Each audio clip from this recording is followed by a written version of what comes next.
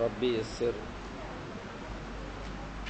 ولا تعسر وتمم بالخير وبك نستعين يا فتاح. سبحانك لا علم لنا إلا ما علمتنا إنك أنت العليم الحكيم.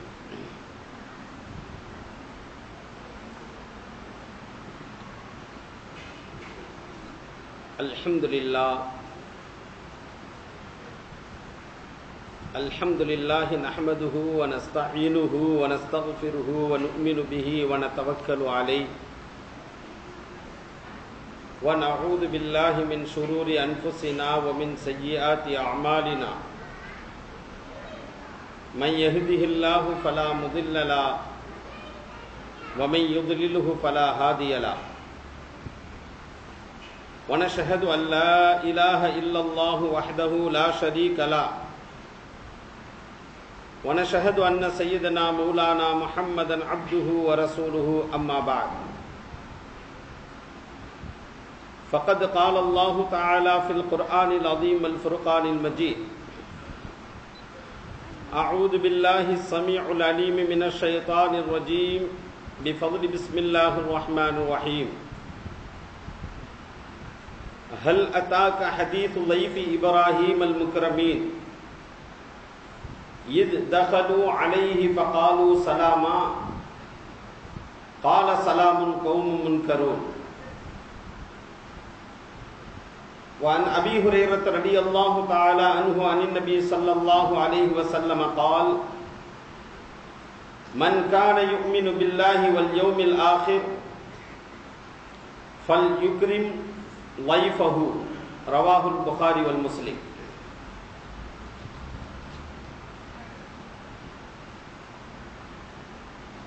அளவற்ற அருளாளனும்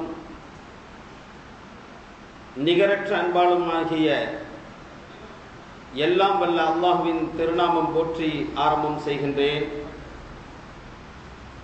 அகிலத்திற்கு ஒரு அருகுடையாக வந்துதித்த அன்னலம் பெருமானார் ரசூலை கரீம் ஸல்லல்லாஹு அலைஹி வஸல்லம் அவர்கள் மீதும் அவர்களை பின்பற்றி ஒழுகிய உத்தம சத்திய சஹாபாக்கள், தாபிஈன்கள், தபா தாபிஈன்கள் மற்றும் இங்கு குழுமி இருக்கக்கூடிய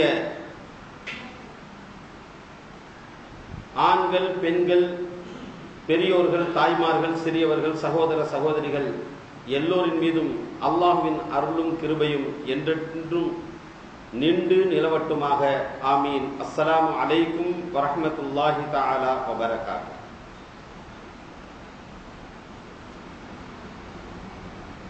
கண்ணியத்திற்குரிய அல்லாஹ்வின் நல்லடியார்களே,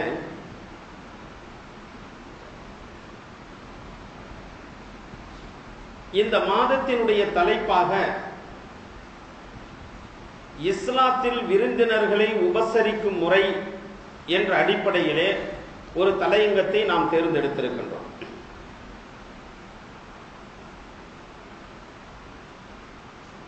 மனிதன் உலகத்தில் நிறத்தாலும் மொழியாலும் கொள்கையாலும் வேறுபட்டிருக்கின்றான்.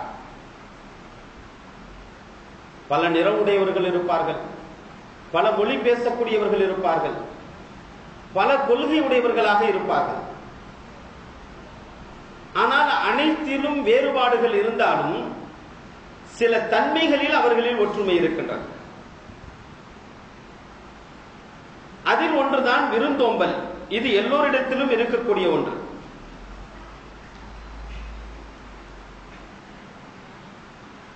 அதே நேரத்திலே அறிந்தவர், அறியாதவர், உறவுக்காரர், அடுத்தவர், அண்டை வீட்டார் என்றெல்லாம் பார்க்காமல் யாராக இருந்தாலும் விருந்தினுடைய உபசரிப்பில் சளைத்தவனாக இருக்க மாட்டான்.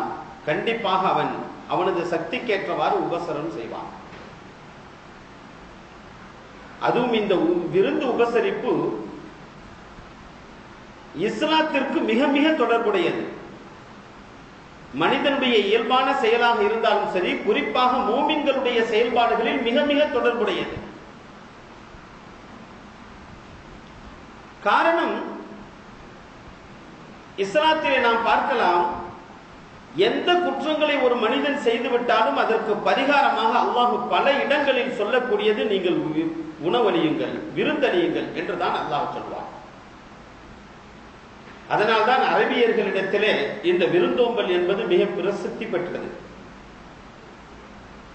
பழமை காலத்திலும் கூட இஸ்லாம் வருவதற்கு முன்பதாக கூட இந்த விருந்தோம்பலை சிறப்பாக செய்யக்கூடியவர்கள் அரபியர்கள். அந்த அடிப்படையிலே பார்க்கும் பொழுது இந்த விருந்தோம்பலுக்கும் இஸ்லாத்திற்கும் மிக நெருங்கிய தொடர்புண்டு. அல்லாஹ் எல்லாவற்றிற்கும் ஏழைகளுக்கு உணவை அழியுங்கள் என்று சொல்லி அதற்குரிய நன்மாராயணமாக ஒரு அருமையான ஒரு பானத்தை சுவனத்தில் நான் தருவேன், அதாவது சுவனம் உங்களுக்கு கடமையாகும் என்ற அடிப்படையிலே அல்லாஹ் சொல்லி காட்டுகின்றார். அப்படிப்பட்ட இந்த விருந்தை பற்றி நாம் இப்பொழுது சில விஷயங்களை கவனிக்கவிருக்கின்றோம். காரணம் என்ன அப்படின்னு சொன்னாக்க, மனிதனுடைய வாழ்வு இயந்திரமாக மாறிவிட்டது. அவனுடைய வாழ்க்கையை அவனுடைய தேவைகளை பூர்த்தி செய்யக்கூடிய விதங்கள் இயந்திரத்தோடு ஒன்றிணைந்து ஒன்றரை கலந்து அவனுடைய வாழ்க்கையை பின்னி பிணைந்து விட்டது. அதன் காரணமாக இவனும் இயந்திரமாக மாறி சோர்வில்லாமல் வாழ்நாளில் வாழ்க்கையில் இயங்கிக் கொண்டிருக்கின்றான், கஷ்டப்பட்டுக் கொண்டிருக்கின்றான். சில நேரத்தில் என்ன ஆயிடுச்சா, என்னடா இந்த வாழ்க்கை, காலையில எந்திரிக்கிறதுல இருந்து வேலை, திருப்பி படுக்க போறோம், அப்புறம் திருப்பி எந்திரிக்கிறோம், திருப்பி வேலை, இப்படியே ஒரே வேலை என்று மன விரக்தி அடைந்து விடுகிறான். சில நேரங்களில் பல பிரச்சனைக்குள்ளாக்கப்பட்டு விட்டான் என்று சொன்னால் பைத்தியத்தன்மை உருவாகக்கூடிய நிலை ஆகிவிடுகின்றது. இதன் காரணமாக மனிதனுடைய சில செயல்பாடுகள், குறிப்பாக தொண்டு தொட்டு வரக்கூடிய காலம் முதல் என்ன செய்வாங்க அப்படின்னு சொன்னாக்க, தங்களுடைய இருப்பிடத்தை விட்டுவிட்டு எந்த ஊர்ல வசிக்கிறாங்களோ அந்த ஊரை விட்டுட்டு வெளியூருக்கு போறது பழக்கம். இதுல ஜாதி மத பேதம் இல்லாமல் எல்லோரும் செய்வார்கள். மாற்று மதத்தார்கள் கூட வணக்கம் என்ற அடிப்படையில் நம்ம ஊரை விட்டுட்டு கிராமத்துல போய் ஏதாவது ஒரு குலதெய்வம் இருந்துச்சுனாக்க போய் வணங்கிட்டு வருவோம் அப்படின்னு சொல்லிட்டு அவங்க இப்படியே எல்லோரும் ஏதாவது ஒரு பழக்கத்தை வைத்துக் கொண்டு உறவினர்களை சந்திக்கக்கூடிய ஒரு அமைப்பை ஏற்படுத்திக் கொள்கின்றார்கள். வாழ்நாள் பூராவும் பெற்றோர்களை சந்திக்கிறதுக்கு வாய்ப்பே இருக்காது. காலம் அப்படி ஆயிப்போச்சு, அப்பாயின்மெண்ட் வாங்கணும். அப்படிப்பட்ட பெற்றோரை கூட பேரண்ட்ஸ் டே அப்படின்னு சொல்லி ஒரு நாள் வச்சு அப்ப போய் சந்திச்சுட்டு வர்றான். இல்ல அப்படின்னு சொன்னாக்க அவன் பைத்தியக்காரனாகவே ஆயிடும். இப்படியெல்லாம் மனிதன் தனது இருப்பிடத்தை மாற்றி அமைத்துக் கொண்டு இன்னொரு இடத்திற்கு செல்லும் பொழுது அங்கு அவன் விருந்தாளியாக கணிக்கப்படுகின்றான். அங்கு பிறரிடத்திலே தஞ்சம் புகும் பொழுது, அல்லது பிறரிடத்திலே சென்று உறவை வளர்க்கும் பொழுது, அல்லது பிறருடைய இடத்திலே தனது தேவைக்காக வேண்டி செல்லும் பொழுது, இந்த நிலையில் அவன் அடுத்தவரிடத்திலே விருந்து உபசரிப்புக்குள்ளாக்கப்படுகின்றான். அந்த அவசியமான ஒரு தேவை இருக்கின்றது. பெருமானார் ஸல்லல்லாஹு அலைஹி வஸல்லம் அவர்கள் கூட சொல்லுவார்கள், எந்த ஒரு மனிதன் உறவினரை சந்திக்க செல்கின்றானோ அவன் திரும்பி வருவது வரை மலக்குமார்கள் அவனுக்காக வேண்டி துஆ செய்து கொண்டிருக்கின்றார்கள் என்று சொல்வார்கள். ஒரு இபாதத், உறவினர்களை சந்திக்க போறது என்பது ஒரு இபாதத், ஒரு வணக்கம். அதனால் ஏற்படக்கூடிய செலவுகள் வீண் விரயம் அல்ல. இல்ல அப்படின்னு சொன்னாக்க, அதுவும் இந்த காலகட்டத்தில் வேலை பளுவின் காரணமாக படிச்சுட்டார், நல்ல வேலை கிடைச்சிருச்சு, எங்கேயோ இருக்கிறார் அவர். இப்படியே உறவினர்கள் எல்லாம் சின்ன பின்னமாக ஒரே இடத்திலே இருந்தவர்கள், ஒரே ஊரிலே ஒரே தெருவிலே இருந்தவர்கள் என்றெல்லாம் சிதறி கிடக்கின்றார்கள். இன்னைக்கு காலகட்டத்தில் அவசியமா இருக்குது உறவினர்களை போய் சந்திக்கிறது. இல்லை அப்படின்னு சொன்னாக்க நம்மளுடைய பிள்ளைகளுக்கு நம்மளுடைய பெற்றோர்கள் யாருக்கு தெரியாது. உன் தாத்தா பாட்டி யாரு, நன்னா நன்னி யாரு, ராதா ராதி யாருன்னு கேட்டா தெரியாது. ஏன்னா கொண்டு போய் காமிக்கல, அவங்க இங்கேயே இருக்கிறாங்க, இவர் ஜாபுகாண்டி இங்க வந்துட்டார். இப்படியே காலம் உருண்டோடி விட்டது என்று சொன்னால் யாருக்கும் எந்த உறவும் தெரியாமல் போய்விடும். அதன் காரணமாக அந்த அவசியத்தை விளங்கிய இஸ்லாம் அதற்கென ஒரு வரைமுறையை மிக அருமையாக சொல்லி காட்டுகின்றது. எல்லா விஷயத்திலும் இஸ்லாம் வழிகாட்டக்கூடியது. இந்த விருந்தோம்பலிலும் இஸ்லாம் வழிகாட்டுகின்றது. அதுவும் இன்றியமையாத இந்நிலைக்கும் இஸ்லாம், இன்றியமையாதது அதி அவசியமான இந்த நிலைக்கும் இஸ்லாம் வழிகாட்டுகின்றது. அப்படி வழிகாட்டக்கூடிய விதம் எப்படி தெரியுமா இருக்கும்? இஸ்லாத்துல நீங்க பார்க்கலாம், குர்ஆன் ஹதீஸை நீங்க புரட்டி பார்க்கக்கூடிய நீங்க தினந்தோறும் படிக்கிறீங்க, பார்க்கிறீங்க. ஏதாவது ஒரு விஷயத்தை இஸ்லாம் விளக்க முற்பட்டது என்று சொன்னால் அதனுடைய எதிர்மறையும் விளக்கக்கூடிய விதமாக இருக்கும். ஒரு விஷயத்தை சொல்லிச்சுன்னா அதுக்கு நேர் ஆப்போசிட் என்ன இருக்கு அதை பற்றியும் சொல்லும்.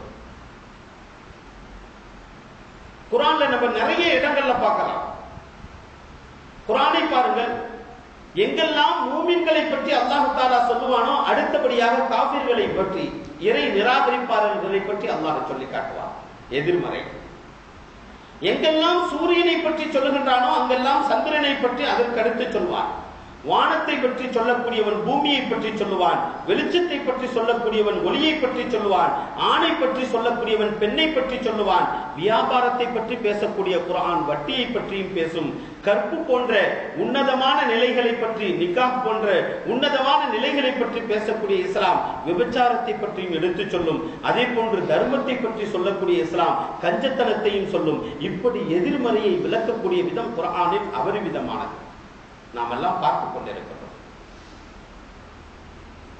அதே போன்று அதே எதிர்நிலையை விளக்கக்கூடிய குர்ஆன் அதனுடைய கடமைகளையும் சொல்வதில் மறந்துவிடவில்லை. குர்ஆனையும் பார்க்கலாம், ஹதீஸ்லையும் பார்க்கலாம். எங்கெல்லாம் அரசனை பற்றி அல்லாஹ் சொல்கின்றானோ அல்லது பெருமானார் ஸல்லல்லாஹு அலைஹி வஸல்லம் அவர்கள் சொல்கின்றார்களோ அரசன் எப்படி இருக்கணும், எப்படி ஆட்சி ஆளணும், எப்படி அவன் தன்னுடைய மக்களை நடாத்தணும் என்ற விஷயத்தை குர்ஆனும் ஹதீஸும் சொல்லும் பொழுது பொதுமக்கள் எப்படி இருக்க வேண்டும் என்பதையும் சொல்லி காட்டும். ஒரு அரசனுக்கு எப்படி கட்டுப்பட்டு இருக்கும், ஒரு ஜமாத் இருந்துச்சு சொன்னா அதுக்கு அமீர் இருக்கணும். அமீர் இல்லை அப்படின்னு சொன்னாக்க அந்த ஜமாத்து சீரழிந்து விடும். ஆனால் அந்த அமீர் எப்படி இருக்க வேண்டும் என்ற நியதியையும் இஸ்லாம் சொல்லி காட்டும். அதற்குள்ளால் கட்டுப்பட்டு இருக்கக்கூடிய அந்த மக்களுடைய நியதியையும் இஸ்லாம் சொல்லி காட்டும். நீங்க இப்படி எல்லாம் அமீருக்கு இத்தாஅத் செய்யணும், இப்படி எல்லாம் அமீருக்கு நீங்க கட்டுப்படணும். அதே போன்று எங்கெல்லாம் குர்ஆன் கணவனுடைய கடமைகளை சொல்லி காட்டுமோ, நபிகளார் சொல்லி காட்டுவார்களோ அங்கெல்லாம் மனைவியினுடைய கடமையை பற்றியும் குர்ஆன் பேசும், ஹதீஸ் பேசுகின்றார். எங்கெல்லாம் பெற்றோர்களை பற்றி பேசி காட்டுமோ அங்கெல்லாம் பிள்ளைகளை பற்றி குர்ஆன் ஹதீஸ் பேசும். எங்கெல்லாம் வியாபாரிகளை பற்றி, வியாபாரத்தினுடைய சிறப்பை பற்றி, ஹலாலான ரிஸ்க் தேடுவதை பற்றி, நல்ல வியாபாரம் புரிவதை பற்றி ஊக்குவித்து எங்கெல்லாம் பேசுமோ, அதனுடைய நன்மைகளை எடுத்துரைத்து எங்கெல்லாம் குர்ஆன் ஹதீஸ் சொல்லுமோ, அதே நேரத்திலே நுகர்வோர் எப்படி நடக்க வேண்டும் அந்த வியாபாரியிடத்திலே என்ற எதிர்நிலையும் சொல்லி காட்டும். வியாபாரி இப்படி வியாபாரம் செய்யுங்க, இந்த எண்ணத்துல செஞ்சீங்கன்னா உங்களுக்கு இந்த ரிஸ்க் இருக்கு, இந்த பரக்கத்து இருக்கு எல்லாம் சொல்லும். ஆனால் வியாபாரி என்று வியாபாரம் செய்ய வந்திருக்கின்ற அந்த நுகர்வோர், வாங்கக்கூடியவர் எப்படி நடந்து கொள்ள வேண்டும் என்ற விதியையும் இஸ்லாம் சொல்லி காட்டும். ஒரு நிறுவனத்தை நிர்வகிக்கக்கூடிய ஒரு முதலாளி எப்படி இருக்க வேண்டும் என்று சொல்லி காட்டக்கூடிய இஸ்லாம் அதே நேரத்தில் ஒரு தொழிலாளி முதலாளியிடத்தில் எப்படி நடந்து கொள்ள வேண்டும் என்பதையும் சொல்லி காட்டும்.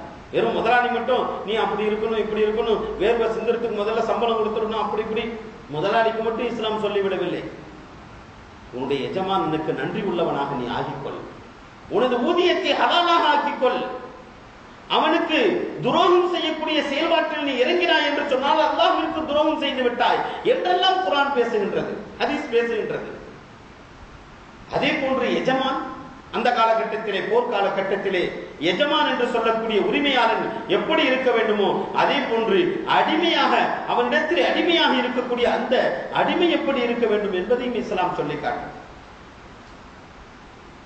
அதே போன்றுதான் ஏன் இறுதி நிலையாக இருக்கக்கூடிய ஒரு யாசகம் கேட்கக்கூடிய சாதாரண விஷயம் கூட, பிச்சை எடுக்கக்கூடிய அந்த நிலைக்கு கூட கொடுக்கக்கூடியவர் எப்படியெல்லாம் கொடுக்க வேண்டும், எடுக்கக்கூடியவர் என் நிலையில் எடுக்க வேண்டும், இருவருக்குரிய வரைமுறையை அருமையாக எடுத்துச் சொல்லக்கூடியது உலகத்தில் உத்தம, உலகத்தில் ஒரு மதம் இருக்கின்றது, மார்க்கம் இருக்கின்றது என்று சொன்னால் அது இஸ்லாத்தை தவிர வேறொன்றுமில்லை. கண்ணியத்திற்குரியவர்களே, இதே வரிசையில் தான் நாம் பார்க்கலாம் விருந்து அளிக்கக்கூடியவர் எப்படி இருக்க வேண்டும், விருந்தை உண்ண வந்தவர் விருந்தாளி எப்படி இருக்க வேண்டும் என்று இரண்டு துறையையும் இஸ்லாம் பேசுவது பேரற்புதம்.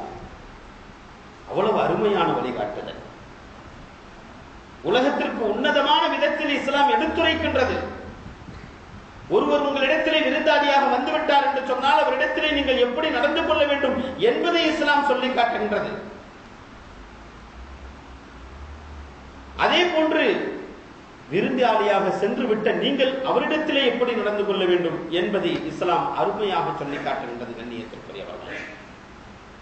அதனால் தான் விருந்தளிப்பதின் இந்த உன்னதமான ஒரு நிலையை நாம் இப்பொழுது தலைப்பாக எடுத்துக்கொண்டோம். விருந்தினுடைய சிறப்பை பற்றி நாம் தெரிந்து கொள்ள வேண்டும். காரணம் என்ன அப்படின்னு சொன்னாக்க, ஒரு அற்புதமான ஒரு நிலை. நம்ம விருந்தாளியா போறது, நம்ம வீட்டுக்கு விருந்தாளியா வர்றது சாதாரணமான விஷயம் அல்ல. அதை நம்ம இன்னைக்கு என்ன சொல்லிக்கிறோம், நம்மளுடைய வேலை பளுவின் காரணமாக யாராவது வர்றேன் அப்படின்னு சொன்னாக்க ஒண்ணு ஏதாவது காரணத்தை சொல்லி மறுத்து விடுகின்றோம். நான் இப்ப வர்றேன், உங்களை சந்திக்க வர்றேன் அப்படின்னு சொன்னா காரணத்தை சொல்லி மறுத்து விடுகின்றோம். அல்லது என்ன சொல்லுகின்றோம், பொய் சொல்லிவிட்டு மறுத்து விடுகின்றோம். அல்லது வரக்கூடியவர்களிடத்திலே முகம் சுளிக்க நடந்து கொள்கின்றோம். இதற்கெல்லாம் அப்பாற்பட்ட மனிதனுடைய இயல்பான நிலையை எடுத்துரைக்கக்கூடியதுதான் இஸ்லாம். அதற்கு வரைமுறை தரக்கூடியதுதான் குர்ஆனும் ஹதீஸும். கண்ணியத்திற்குரியவர்களே, குர்ஆன் ஒரு சம்பவத்தை சொல்லி காட்டும். இப்ராஹிம் அலைஹிஸ்ஸலாத்து வஸ்ஸலாம் அவர்களுடைய காலத்திலே நடைபெற்ற ஒரு சம்பவத்தை குர்ஆன் தெளிவாக எடுத்து சொல்லி காட்டுகின்றது. சூரத்து தாரியாத் என்று சொல்லக்கூடிய 51வது அத்தியாயத்தினுடைய 24லிருந்து 30வது வசனம் வரை ஒரு சம்பவத்தை மிக அருமையாக எடுத்து சொல்லும். எல்லோருக்கும் இது படிப்பினை தரக்கூடிய ஒரு சம்பவம். என்றோ நடந்த ஒரு சம்பவத்தை அல்லாஹ் குர்ஆனிலே இன்று வரை கியாமத் நாள் வரை நினைத்து பார்க்க வேண்டும் என்று சொல்லுகின்றார் என்று சொன்னால் அதில் ஏராளமான படிப்பினைகள் இருக்கின்றது. அல்லாஹ் சொல்லி காட்டுகின்றான், ஹல் அதாக ஹதீஸு தைஃபி இப்ராஹீம் அல் முக்ரமீன் இது தஹலு அலைஹி ஃபகாலு சலாமா. பெருமானார் ஸல்லல்லாஹு அலைஹி வஸல்லம் அவர்களிடத்திலே அல்லாஹ் கேட்கின்றான், நபியே நாயகமே, இப்ராஹிம் அலைஹிஸ்ஸலாத்து வஸ்ஸலாம் அவர்களிடத்திலே சங்கை மிக்க விருந்தினர்கள் வந்தார்களே, அவர்களுடைய செய்தியை பற்றி உங்களுக்கு தெரியுமா? ஏதாவது அதை பற்றி உள்ள சம்பவம் உங்களுக்கு அறிவிக்கப்பட்டதா? என்ன செஞ்சாங்க? 2 மலக்குமார்கள் வர்றாங்க. வந்த உடனே என்ன செய்யறாங்க அப்படின்னா, யாருன்னே தெரியல இப்ராஹிம் அலைஹிஸ்ஸலாத்து வஸ்ஸலாம் அவர்கள். இப்ராஹிம் அலைஹிஸ்ஸலாத்து வஸ்ஸலாம் அவர்களுடைய விருந்து உபசரிப்பு இருக்கின்றதே உலகத்தில் நிகரற்ற முறை. அவர்களுடைய வரலாற்றில் எழுதும் பொழுது எழுதுகின்றார்கள், எந்த ஒரு வேளையும் விருந்தாளி இல்லாமல் அவர்கள் விருந்துண்டதே இல்லை. உணவை வைத்துக் கொண்டு வெளியே சென்று எதிர்பார்ப்பார்கள் யாராவது வருகின்றார்களா என்று. இது அவர்களுடைய வளமையாக இருந்தது. அந்த கட்டத்திலே 2 பேர்கள் வருகின்றார்கள் அவர்களிடத்திலே. முன்ன பின்ன பார்க்காத ஆளு, ஒண்ணுமே தெரியல, இருந்தாலும் ஒன்னும் சொல்லல. நேரா போறாங்க. பொரித்த காளை கன்று ஒன்றை எடுத்து வந்து, ஒரு காளை எடுத்து காளை கன்றை அறுத்து அதை பொரித்து அவர்களுக்கு முன்னால் கொண்டு வந்து வைக்கின்றார். வச்சதும் சாப்பிடணும்ல வந்தவங்க, சாப்பிடல, கையெடுக்கிறாங்க. அப்ப இப்ராஹிம் அலைஹிஸ்ஸலாத்து வஸ்ஸலாம் அவர்களுக்கு ஆச்சரியமாகிவிட்டது. என்னிடத்திலே வந்த விருந்தினர்கள் யாரும் தட்டவில்லை, தாங்கள் விருந்து உண்ண மறுக்கின்றீர்களே என்று கேட்டபோது அவர்கள் சொன்னார்கள், நாங்கள் இருவரும் மலக்குமார்கள், நாங்கள் உங்களுக்கு நன்மாராயணம் தருவதற்காக வேண்டி வந்திருக்கின்றோம் என்று சொன்னார்கள். குர்ஆனுடைய வசனத்தை கவனிப்போம். ஹல் அதாக ஹதீஸு தைஃபி இப்ராஹீம் அல் முக்ரமீன். இப்ராஹிம் அலைஹிஸ்ஸலாத்து வஸ்ஸலாம் அவர்களுடைய கண்ணியமான அந்த விருந்தினர்களுடைய சம்பவம் நபியே உங்களுக்கு எட்டியதா, உங்களுக்கு வந்து சேர்ந்ததா என்று அல்லாஹ் கேட்டு ஆரம்பிக்கின்றான். இது தஹலு அலைஹி ஃபகாலு சலாமா. அந்த விருந்தினர்கள் இப்ராஹிம் அலைஹிஸ்ஸலாத்து வஸ்ஸலாம் அவர்களிடத்திலே வரும் பொழுது சலாமா, அஸ்ஸலாமு அலைக்கும் என்று சொன்னார்கள். கால சலாமுன். இப்ராஹிம் அலைஹிஸ்ஸலாத்து வஸ்ஸலாம் அவர்கள் வலைக்குமுஸ் சலாம் என்று பதில் சொன்னார். கொஞ்சம் கூட யோசிக்கல. என்ன யார் புதுசா இருக்கே, நீங்க நம்ம எல்லாம் யோசிப்போம், யாராவது புதுசா சலாம் சொல்லிட்டாங்கன்னா ஏதாவது கேட்டுருவானோ, என்னமோ எதுக்காண்டி வந்திருக்கிறானோ அப்படின்னு. கொஞ்சம் கூட யோசிக்கவில்லை. ஒரு மூமின் சலாம் சொல்லிவிட்டார், பதில் சொல்லுவது வாஜிப். சலாம் சொல்வது சுன்னத் என்று சொன்னால் அதற்குரிய பதிலை கொடுப்பது வாஜிப். உடனே வலைக்குமுஸ் சலாம் என்று சொல்லிவிட்டார்கள். அடுத்தபடியாக கௌமு முன்கருன் என்று அல்லாஹ் சொல்லி காட்டுகின்றான். அறிமுகம் இல்லாத அந்த விருந்தினர்கள் வந்து சலாம் சொன்னதற்கு இவர்கள் பதில் சொன்னார்கள். சொல்லிவிட்டு உடனே உட்கார வைத்து விட்டு கொஞ்சம் கூட யோசிக்கல. ஃபராக இலா அஹ்லிஹி ஃபஜாஅ பிஇஜ்லின் சமீர். உடனே வெளிப்பட்டு தங்களுடைய குடும்பத்தார்களிடத்திலே சென்று காளை கன்று ஒன்றை பிடித்து அதை அறுத்து அதை பொரித்து, அது முரட்டான பிஇஜ்லின் சமீர் என்று அல்லாஹ் குர்ஆனிலே சொல்லி காட்டுகின்றான். நல்ல பருத்த முரட்டான அந்த காளைக்கண்டை பொறித்து அவர்களுக்கு முன்னால் கொண்டு வந்து வைக்கின்றார். ஃபகர்ரபஹு இலைஹிம், அந்த 2 மலக்குமார்களும் அப்படியே நெருங்கிடுறாங்க. அதன் பக்கம் தொடுறதுக்கு அப்படி போறாங்க. ஆனால் கால அலா தஅக்குலு, பின்னால கையெடுத்துட்டாங்க. இதை பார்த்துட்டு இப்ராஹிம் அலைஹிஸ்ஸலாத்து வஸ்ஸலாம் அவர்கள் கேட்கின்றார்கள், அலா தஅக்குலூன், என்ன நீங்க சாப்பிடலையா? பொறிச்சு கொண்டு வந்து வச்சிருக்கிறேன், விருந்து உபசரிப்பு செய்கின்றேன், நீங்க சாப்பிடலையா அப்படின்னு கேட்கிறாங்க. அப்பதான் சொல்றாங்க, ஃபௌஜஸ மின்ஹும் ஹைஃபா, என்னடா இது பொறிச்சு வச்சிருக்கோம், அவங்க சாப்பிடல அப்படின்ற அந்த நிலையை பார்த்து விட்டதற்கு பிறகு இப்ராஹிம் அலைஹிஸ்ஸலாத்து வஸ்ஸலாம் அவர்களுக்கு அவர்களை பற்றி ஒரு அச்சம் ஏற்பட்டு விட்டது. ஃபௌஜஸ மின்ஹும் ஹைஃபா, ஒரு அச்சம் அவர்களுடைய உள்ளத்திலே ஏற்பட்டு விட்டது. யாரா இருக்கும், என்னவோ அப்படின்னு அச்சம் ஏற்பட்டது. காலு லா தஹஃப், அந்த மலக்குமார்கள் சொன்னார்கள், காலு சொன்னார்கள், லா தஹஃப், பயப்படாதீங்க. இப்ராஹிமே ஏன் பயப்படுறீங்க? வபஷருஹு பிகுலாமின் அலீம், ஞானமிக்க ஒரு குழந்தையை கொண்டு உங்களுக்கு நன்மாராயணம் சொல்வதற்காக வேண்டிய அல்லாஹ்வினால் அனுப்பப்பட்ட மலக்குமார்கள் நாங்கள். உங்கள்கிட்ட வந்த வேலை என்ன? ஞானமிக்க ஒரு குழந்தை. யார்? தஃப்சீரிலே எழுதுவார்கள், இஸ்ஹாக் அலைஹிஸ்ஸலாத்து வஸ்ஸலாம் அவர்களை கொண்டு நன்மாராயணம் சொல்லப்படுகின்றது இப்ராஹிம் அலைஹிஸ்ஸலாத்து வஸ்ஸலாம் அவர்களுக்கு. அதற்காக வேண்டி வந்தபோதுதான் இந்த விருந்து உபசரிப்பு. அதைத்தான் அல்லாஹ் சொல்லி காட்டுகின்றான், வபஷருஹு பிகுலாமின் அலீம், ஞானமிக்க குழந்தையை கொண்டு உங்களுக்கு நன்மாராயணம், உங்களுக்கு குழந்தை பிறக்கும் என்று சொல்வதற்காக வேண்டி நான் வந்திருக்கின்றேன் என்று அவர்கள் சொன்னபோது, فَأَقْبَلَتِ امْرَأَتُهُ فِي سَرَّةٍ فَسَكَّتْ وَجَهَهَا وَقَالَتْ عَجُوزٌ عَقِيمٌ. உள்ள இருந்து கேட்டுக்கொண்டிருந்த அவர்களுடைய மனைவி ஏன் உடையாடுறாங்க? فَأَقْبَلَتِ امْرَأَتُهُ, அவர்களுடைய மனைவி முன்வந்து ஃபீ சர்ரத்தின் ஃபஸக்கா, தங்களுடைய முகங்களிலும் நெஞ்சிலும் அடித்துக் கொண்டு அரைந்து கொண்டு, வகாலத் அஜூசுன் ஹகீம், அவர்கள் சொல்கின்றார்கள், நான் வயது முதிர்ந்த கிழவி ஆயிற்றே, அதுவும் மலடி ஆயிற்றே, எனக்கு எப்படி குழந்தை பிறக்கும்னு நீங்க சொல்றீங்க? யாரு கேட்கிறா? இப்ராஹிம் அலைஹிஸ்ஸலாத்து வஸ்ஸலாம் அவர்களுடைய துணைவியாக கேட்கின்றார்கள், வயது முதிர்ந்து விட்டது, நான் கிழவியாகி விட்டேன், எனக்கு எப்படி குழந்தை பிறக்கும் நீங்க சொல்றீங்க? வகாலத் அஜூசுன் ஹகீம். உடனே அந்த 2 மலக்குமார்கள் சொன்னார்கள், காலு சொன்னார்கள், கதாலிக், அப்படிதான் நடக்கும். காலு கதாலிக் கால ரப்புக்கி, உன்னுடைய ரப்பு என்ன நினைக்கின்றானோ, எதை சொன்னானோ அது அப்படியே நடக்கும். ஏனென்று சொன்னால், இன்னஹு ஹுவல் ஹகீமுல் அலீம், அந்த ரப்பாகப்பட்டவன் ஞானமிக்கவன், எல்லா அறிவுகளையும் உடையவன். அவனுக்கு தெரியும் எப்ப குழந்தையை கொடுக்கணும் அப்படின்னு. அதுக்கு மலடி வயசானதுக்குன்னா அந்த காரணம்லாம் அல்லாட்ட ஒத்துக்கிறாது, அந்த காரணம்லாம் அல்லாஹ்க்கு தேவையில்லை. எது எப்படி இருந்தாலும் வரவழைக்கக்கூடியவன். தாய் தந்தை இல்லாமல் ஆதம் அலைஹிஸ்ஸலாத்து வஸ்ஸலாம் அவர்களை வரவழைத்தவன். தகப்பன் இல்லாமல் ஹவ்வா அலைஹிஸ்ஸலாத்து வஸ்ஸலாம் அவர்களை, ஈசா அலைஹிஸ்ஸலாத்து வஸ்ஸலாம் அவர்களை வரவழைத்தவன். அதே போன்று இப்பொழுதும் உங்களுக்கு வயது முதிர்ந்ததற்கு பிறகு உங்களுக்கு குழந்தை கொடுப்பதற்கு சக்தி வாய்ந்தவன் அந்த அல்லாஹ் என்று சொல்லிவிட்டு அவர்கள் மறைந்து விடுகிறார். இப்ப எங்க போறீங்க அடுத்து? இவங்க கேட்கிறாங்க, எங்க போறீங்க?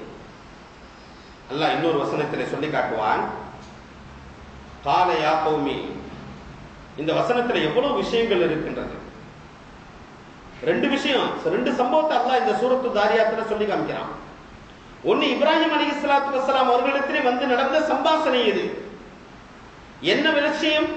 அறிந்தவர் அறியாதவர் யாராக இருந்து விட்டாலும் முகம் சுளிக்காமல் அவர்களை வரவேற்று அவர்களுக்கு உணவளிக்க வேண்டும், உபசரிப்பு செய்ய வேண்டும். துருவி துருவி ஆராயக்கூடாது. நீங்க எங்க வந்திருக்கீங்க, எப்படி வந்திருக்கீங்க, என்ன விஷயமா வந்திருக்கீங்க, எத்தனை நாள் தங்குவீங்க, எதுல வந்தீங்க, எப்படி போவீங்க, பணம் காசெல்லாம் எடுத்துட்டு வந்திருக்கீங்களா, மொபைல்லாம் இருக்கா என்றெல்லாம் துருவி துருவி ஆராயக்கூடாது. முடிந்த அளவு உயர்தரமான உணவையே அவர்களுக்கு கொடுக்க வேண்டும் விருந்தினர்களுக்கு. சமீன், பெருத்த காளைக்கன்றினுடைய குட்டியை பொறித்து வந்தார்கள் என்று அல்லாஹ் சொல்லி காட்டுகின்றான். சமீன், குண்டான. அப்போ விருந்தினர்களுக்கு உயர்தரமான உணவை தர வேண்டும் என்று அல்லாஹ் தஆலா சொல்லி காட்டுகின்றான். இன்னொரு சூரத்துல் ஹூதிலே அல்லாஹ் தஆலா சொல்லி காட்டும் பொழுது அந்த நேரத்தில் திருப்பி என்ன சொன்னாங்களா? வம்ரஅத்துஹு ஃபலஹிகத் ஃபபஷர்னாஹா பிஇஸ்ஹாக வமின் வராஇ இஸ்ஹாக யாக்கூப். உடனே இந்த மாதிரி இவங்க ஒப்பாரி வச்சுட்டு திருப்பி என்ன செய்றாங்க? சிரிக்கிறாங்க. ஃபலஹிகத், வம்ரஅத்துஹு ஃபலஹிகத். இந்த செய்தியை கேட்டுட்டு உங்களுக்கு இஸ்ஹாக்ன்ற குழந்தை பிறக்கும் அப்படின்ற செய்தியை கேட்டுட்டு சிரிக்கிறாங்க. அல்லாஹ் சொல்லி காமிக்கிறான், வம்ரஅத்துஹு ஃபலஹிகத் ஃபபஷர்னாஹா பிஇஸ்ஹாக். உங்களுக்கு இஸ்ஹாக்ன்ற குழந்தை பிறக்குங்க அப்படின்னு சொன்ன உடனே சிரிக்கிறாங்க. அப்ப தொடர்ந்து அந்த மலக்குமார்கள் சொல்லுகின்றார்கள், வமின் வராயி இஸ்ஹாக யாக்கூப். இஸ்ஹாக் மட்டுமில்லை, யாக்கூபும் அதற்கு பிறகு உங்களுக்கு கொடுக்கப்படும். யாக்கூப் அலைஹிஸ்ஸலாத்து வஸ்ஸலாம் அவர்களும் உங்களுக்கு மகனாக வழங்கப்படும். நன்மாராயணத்தை அல்லாஹ் அடுக்குகின்றார். இந்த விஷயம் சூரத்துல் ஹூதுல அல்லாஹ் தஆலா, அதாவது 11வது சூராவினுடைய 71வது வசனத்திலே அல்லாஹ் எடுத்து சொல்லி காட்டுகின்றார். இங்க வரைக்கும் இந்த விஷயம் நடந்துச்சு. சரி, இப்ப எங்க போறீங்க? நான் அசல்ல வந்தது 2 விஷயங்க. ஒன்னு நன்மாராயணம் சொல்றதுக்காக உங்கள்கிட்ட சொல்லிட்டேன், குழந்தைக்காக இப்ராஹிம் அலைஹிஸ்ஸலாத்து வஸ்ஸலாம் அவர்களுக்கு முன்னால். இன்னொரு விஷயம் என்னவென்று சொன்னால், கௌமே லூத் என்று சொல்லக்கூடிய லூத் அலைஹிஸ்ஸலாத்து வஸ்ஸலாம் அவர்களுடைய கூட்டத்தார்கள் தவறான செயல்பாட்டில் ஈடுபட்டுக் கொண்டிருக்கின்றார்கள். ஆண் புணர்ச்சியில் ஈடுபடக்கூடியவர்களை அழிப்பதற்காக வேண்டிய ஆணை பெற்று வந்திருக்கக்கூடிய 2 மலக்குமார்களும் நாங்கள் தான் அப்படின்னு சொல்லிட்டு நேரா அதே காலத்தில் இருக்கக்கூடிய லூத் அலைஹிஸ்ஸலாத்து வஸ்ஸலாம் அவங்கள்ட்ட போனாங்க. அங்க பார்த்தாக்க அங்கேயும் சில விஷயங்கள் குர்ஆன் விவரிக்கின்றது. லூத் அலைஹிஸ்ஸலாத்து வஸ்ஸலாம் அவர்களிடத்துல மலக்குகள் போனாக்க மலக்குமார்கள் எப்படி இருப்பாங்க? அதாவது அழகா இருப்பாங்க, அழகான தோற்றமுடையவர்களாக வருவார்கள், விகாரமான தோற்றமுடையவர்களாக இருக்க மாட்டார்கள். ஆனால் ஆணினிடத்திலேயே தனது ஆசையை தீர்த்துக் கொள்ள வேண்டும் என்று நினைத்த அந்த கூட்டத்தார்கள் என்ன செஞ்சார்கள் தெரியுமா? லூத் அலைஹிஸ்ஸலாத்து வஸ்ஸலாம் உங்கள்கிட்ட 2 இளைஞர்கள் வந்திருக்கிறாங்க அப்படின்றதும் உடனே ஊர்ல கூட்டம் அலமோதுது அவங்க வீட்டுக்கு முன்னால. என்ன செய்யறாங்க? லூத் அலைஹிஸ்ஸலாத்து வஸ்ஸலாம் அவர்கள் துடிதுடித்து போய் விடுகின்றார்கள். அவங்கள்ட்ட சொல்றாங்க, அப்பா உங்கள்கிட்ட தீய பழக்கம் இருக்குது, எப்படியாவது போய் தொலைங்க. இவங்க என்னிடத்தில் வந்திருக்கக்கூடிய விருந்தினர், இவங்களுக்கு முன்னால் எங்களை கேவலப்படுத்தி விடாதீர்கள் என்று சொன்னதோடு மட்டுமல்லாமல் ஒரு பெரும் தியாகத்தை செய்கின்றார்கள். அல்லாஹ் சூரத்துல் ஹூதினுடைய 78வது வசனத்திலே சொல்லி காட்டுகின்றான், ஹால யா கௌமி ஹாஉலாயி பனாத்திஹுன்ன அத்ஹர் லக்கும் ஃபத்தகுல்லாஹ் வலா துஹ்ஸூனி ஃபீ தைஃபி அலைஸ மின்கும் ரஜுலுர் ரஷீத். ஹால யா கௌமி, ஓ என்னுடைய கூட்டத்தார்களே, ஹாஉலாயி பனாத்திஹுன்ன, அப்படி உங்களுக்கு ஆசையை தீர்த்துக்கணும்னாக்க என்னுடைய மகள் இருக்கிறாங்கப்பா, 2 பேர் இருக்கிறாங்க, அவங்கள நீங்க திருமணம் முடிச்சுக்கங்க, அவங்கள்ட்ட நீங்க உங்களுடைய உறவை வைத்துக் கொள்ளுங்கள், உங்களுடைய ஆசையை பூர்த்தி செய்து கொள்ளுங்கள். இப்படிப்பட்ட கேவலகரமான செயல்பாட்டில், ஆண் புணர்ச்சி என்று சொல்லக்கூடிய அந்த தீய செயல்பாட்டில் இறங்கக்கூடாது. அதுவும் என்னிடத்துல வந்திருக்கக்கூடிய விருந்தாளிட்டையா?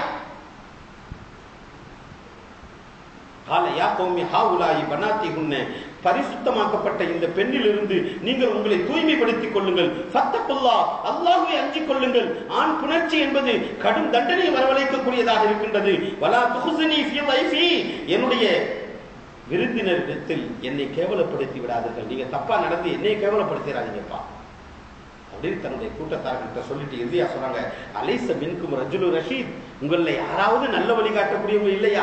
எல்லாருமே அப்படிதான் மோசமானவங்களா? ஆனா 1-2 நல்ல மக்கள் இருப்பீங்களே, யாருக்காவது அட்வைஸ் பண்ணி அவங்க எல்லாம் சரி பண்ணி எடுத்துட்டு போங்க என்று சொன்ன விஷயத்தை, கெஞ்சிய விஷயத்தை அல்லாஹ் தஆலா சூரத்துல் ஹூத் என்று சொல்லக்கூடிய 11வது சூராவினுடைய 78வது வசனத்திலே சொல்லி காட்டுகிறான். இங்கு நடைபெற்றது என்ன? விருந்தினராக வந்தார்கள். இது வேற வேற சம்பவத்தை விளக்குது. ஆனால் இங்கு விருந்தினராக இவர்களிடத்திலே வந்த போது நம்ம எல்லாம் அப்படி தர்ம சங்கட்டமா ஆயிடுச்சு அப்படின்னு சொன்னா என்ன செய்வோம்? நேரா நம்ம விருந்தாளிட்ட போய் சொல்லுவோம், கொஞ்சம் தயவு செஞ்சு இந்த மாசம் போயிட்டு அடுத்த மாசம் வாங்கலேன், ஒரே பிரச்சனையா இருக்கு வீட்டுல, கொண்டாடி முறைக்கிறா, சாப்பாடாக்கி கொடுன்னு சொன்னாக்க உனக்கு வேற வேலை இல்லை, இப்படிதான் யாரை பார்த்தாலும் கூட்டிட்டு வந்துருவேன் அப்படின்னு சொல்றா, கொஞ்சம் அடுத்த வாரம் வந்துக்குங்க அப்படின்னு சொல்லிட்டு விருந்தினர்கிட்ட கெஞ்சி அனுப்பி வைப்போம். அதை இங்கு விளக்குகின்றார்கள். வந்த விருந்தாளியை திருப்பி அனுப்பிவிடாதீர்கள். அவர்களிடத்திலே தங்களுடைய தர்ம சங்கட்டத்தை சொல்லி விருந்தாளியை சிரமப்படுத்தி விடாதீர்கள்.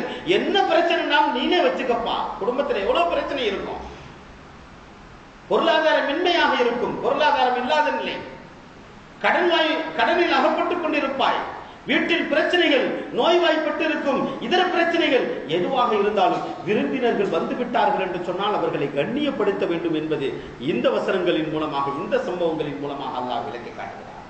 விருந்தாளிட்ட போய் சொல்லாத. இங்கு லூத் அலைஹிஸ்ஸலாத்து வஸலாம் அவங்க போய் என்ன செய்யல?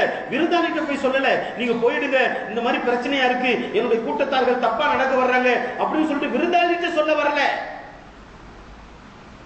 இரண்டாவது விஷயம், பெரும் தியாகத்தை செய்ய முற்பட்டார்கள். பெரும் தியாகங்க யாரும் செஞ்சிட முடியாது. எங்க நம்ம விருந்தாளிக்கு சிரமம் கொடுக்கக்கூடிய ஒரு நிலை ஏற்பட்டது என்று சொன்னால், என்னுடைய மகளை நம்ம கல்யாணம் முடிச்சுக்கப்பா அப்படின்னு நம்ம சொல்லிடுவோமா? என் பிள்ளையை கல்யாணம் முடிச்சிருக்க அப்படின்னு பெற்று வளர்த்த ஒரு பிள்ளையை யாரென்று பாராமல் திருமணம் முடித்துக்கொள் என்று கொடுப்போமா? எத்தனை இடத்தில் விசாரிக்கின்றோம். என் பிள்ளை வளரப் போகின்றால், என் பிள்ளை திருமணம் முடித்து செல்ல போகின்றால், அந்த வீடு எப்படிப்பட்ட வீடாக இருக்க வேண்டும், என்னென்ன வசதிகளை உடையதாக இருக்க வேண்டும், என்னென்ன குணாதிசயம் உடையவர்களாக இருக்க வேண்டும் என்றெல்லாம் பார்க்கின்றோமே. அவங்க ஆனா அப்படி பார்க்கலையே. எப்படியாவது பிரச்சனை முடிஞ்சா போதும், விருந்தாளிக்கு சிரமம் வந்துடக்கூடாது, விருந்தாளியை யாரும் கஷ்டப்படுத்திடக்கூடாது அப்படிங்கிறதுக்காக வேண்டி அவங்க என்ன செஞ்சாங்க, என்னுடைய பிள்ளையே நீங்க திருமணம் முடிச்சுக்குங்க. காலையா கௌமி ஹாவுலாயி பனாத்திஹுன்ன அத்ஹருலக்கும், என்னுடைய 2 குழந்தை இருக்கின்றார்கள், பெண் மக்கள், அவர்களை நீங்கள் திருமணம் முடித்து உங்களை நீங்கள் தூய்மைப்படுத்திக் கொள்ளுங்கள் என்று இப்ராஹிம் லூத் அலைஹிஸ்ஸலாத்து வஸ்ஸலாம் அவர்களுடைய கூட்டத்தார்களிடத்தில் சொன்னார்கள். இதிலிருந்து என்ன புரிகின்றது கண்ணியத்திற்குரியவர்கள்? வரக்கூடிய விருந்தாளியிடத்திலே முகம் சுளிக்க கூடாது என்பதை, எவ்வளவு சிரமமாக இருந்தாலும் அந்த விஷயத்தை அவர்களிடத்திலே வெளிப்படுத்தக் கூடாது என்பதை இந்த சம்பவத்தின் மூலமாக அல்லாஹ் சொல்லி காட்டுகின்றார். எல்லா இடத்திலையும் நிறைய விஷயத்துல சொல்றான். லூத் அலைஹிஸ்ஸலாத்து வஸ்ஸலாம் அவர்கள் அழிக்கப்பட்ட விதம் எப்படி, ஏன் அழிச்சான்? அவங்க இந்த மாதிரி லிவாத்தத் என்று சொல்லக்கூடிய ஆண் புணர்ச்சி செய்து கொண்டிருந்தார்கள். அதை எடுத்து சொல்லி அவர்கள் கேட்கவில்லை. அதனால் பொடி கற்களை, பெயர் எழுதப்பட்ட பொடி கற்களை கொண்டு வந்து போட்டு ஒரு இடத்துல அழிச்சோம். அப்புறம் இன்னொரு வசனத்துல சொல்லி காட்டினான், பூமி அப்படியே நாம் புரட்டி அமைத்து விட்டோம், அப்படி புரட்டி விட்டோம். இன்னைக்கு அதான் சாக்கடல் என்று சொல்லக்கூடிய அந்த கடல் தஃசீரில் எழுதுவாங்க விவரமாக. சாக்கடல் என்று சொல்லக்கூடிய கடல் என்ன? அது கடலாக இல்லை, அது ஒரு நதியாக இல்லை. அது அந்த இடத்துலதான் இந்த லூத் அலைஹிஸ்ஸலாத்து வஸ்ஸலாம் அவர்களுடைய கூட்டத்தார்கள் வசித்துக் கொண்டிருந்தார்கள். அல்லாஹ் அப்படியே புரட்டி எடுத்து விட்டதின் காரணமாக அங்க ஒரு பெரும் பள்ளமாக ஏற்பட்டு விட்டது. அந்த பள்ளத்துல வந்து தங்குன தண்ணி தான் அப்படியே இருக்கிற வழிய தண்ணீருடைய இயல்பான நிலை அங்க இருக்காது. அதனாலதான் எந்த வித ஜீவராசியும் அங்க வாழாது. ஒரு மீன், ஒரு நட்டை, ஒரு பாம்பு, பூச்சி, புழு எதுவுமே இருக்காது. மனுஷன் போய் உள்ள போனா கூட அப்படியே தக்க மாதிரி மேல மிதப்பான். ஏன்? சாபமிடப்பட்ட இடம். இரண்டாவது, தண்ணியினுடைய உண்மை தன்மையின் இழந்த இடம். அதனால்தான் பெருமானார் ஸல்லல்லாஹு அலைஹி வஸல்லம் அவங்க அந்த இடத்துல போய் சஹாபாக்கள் ரொட்டி பிசைஞ்சு அந்த தண்ணி எடுத்து ரொட்டி பிசைஞ்சது கூட தடுத்து விட்டாங்க. அந்த ரொட்டியை தூக்கி, அந்த மாவை பிசைஞ்ச மாவை தூக்கி வீசி விடுங்கள், தண்டனை கிடைக்கப்பட்ட இடத்திலிருந்து பெறப்பட்ட தண்ணீரிலிருந்து நீங்கள் உபயோகம் பெற வேண்டாம் என்று தடுத்ததாக இமாம் புகாரி ரஹிமஹுல்லாஹ் அவர்கள் ஹதீஸை பதிவு செய்திருக்கிறார்கள். இன்னைக்கு நம்ம ஜாலியா டூர் போயிட்டு வருவோம். அல்லாஹ் சொல்லி காமிக்கிறான், எல்லா நாட்டுக்கும் போயிட்டு வாங்க, எல்லாத்தையும் பாருங்க, எல்லாத்தையும் சுத்தி பாருங்க. ஆனால் அதை கொண்டு படிப்பினை பெற்றுக் கொள்ளுங்கள். ஃபந்துர் கைஃப கான ஆகிபத்துல் முகத்திபீன், அல்லாஹ்வை புறக்கணித்த மக்களுக்கு எப்படி தண்டனை கிடைத்தது என்பதை நீங்கள் துல்சீரு ஃபில் அர்தி, பூமியை சுத்தி நீங்கள் பார்த்துக் கொள்ளுங்கள் அப்படின்னு அல்லாஹ் சொல்றான். இன்னைக்கு ஹாப்பியா போயிட்டு வந்தேன், நான் அந்த நாட்டுக்கு போயிட்டு வந்தேன், நான் இந்த நாட்டுக்கு போயிட்டு வந்தேன், அது எப்படி இருந்துச்சு தெரியுமா? அது ஏன் அந்த மாதிரி ஆச்சு அப்படிங்கறது பயத்தை உள்ளத்துல கொண்டு வாழ்க்கையை சரி செய்வதற்காக வேண்டி டூர் போனதாக தெரியல. ஜாலி ஜோலிக்காக வேண்டி போயிட்டு வந்து அதை வர்ணனை செய்யக்கூடிய விதம் தான் மிக கொடுமையாக இருக்கின்றது. ஆனால் பெருமானார் ஸல்லல்லாஹு அலைஹி வஸல்லம் அவர்களோ அந்த மாவிலிருந்து, அந்த தண்ணீரிலிருந்து பிணைந்த மாவை கூட தூக்கி வீசிவிட சொன்னார்.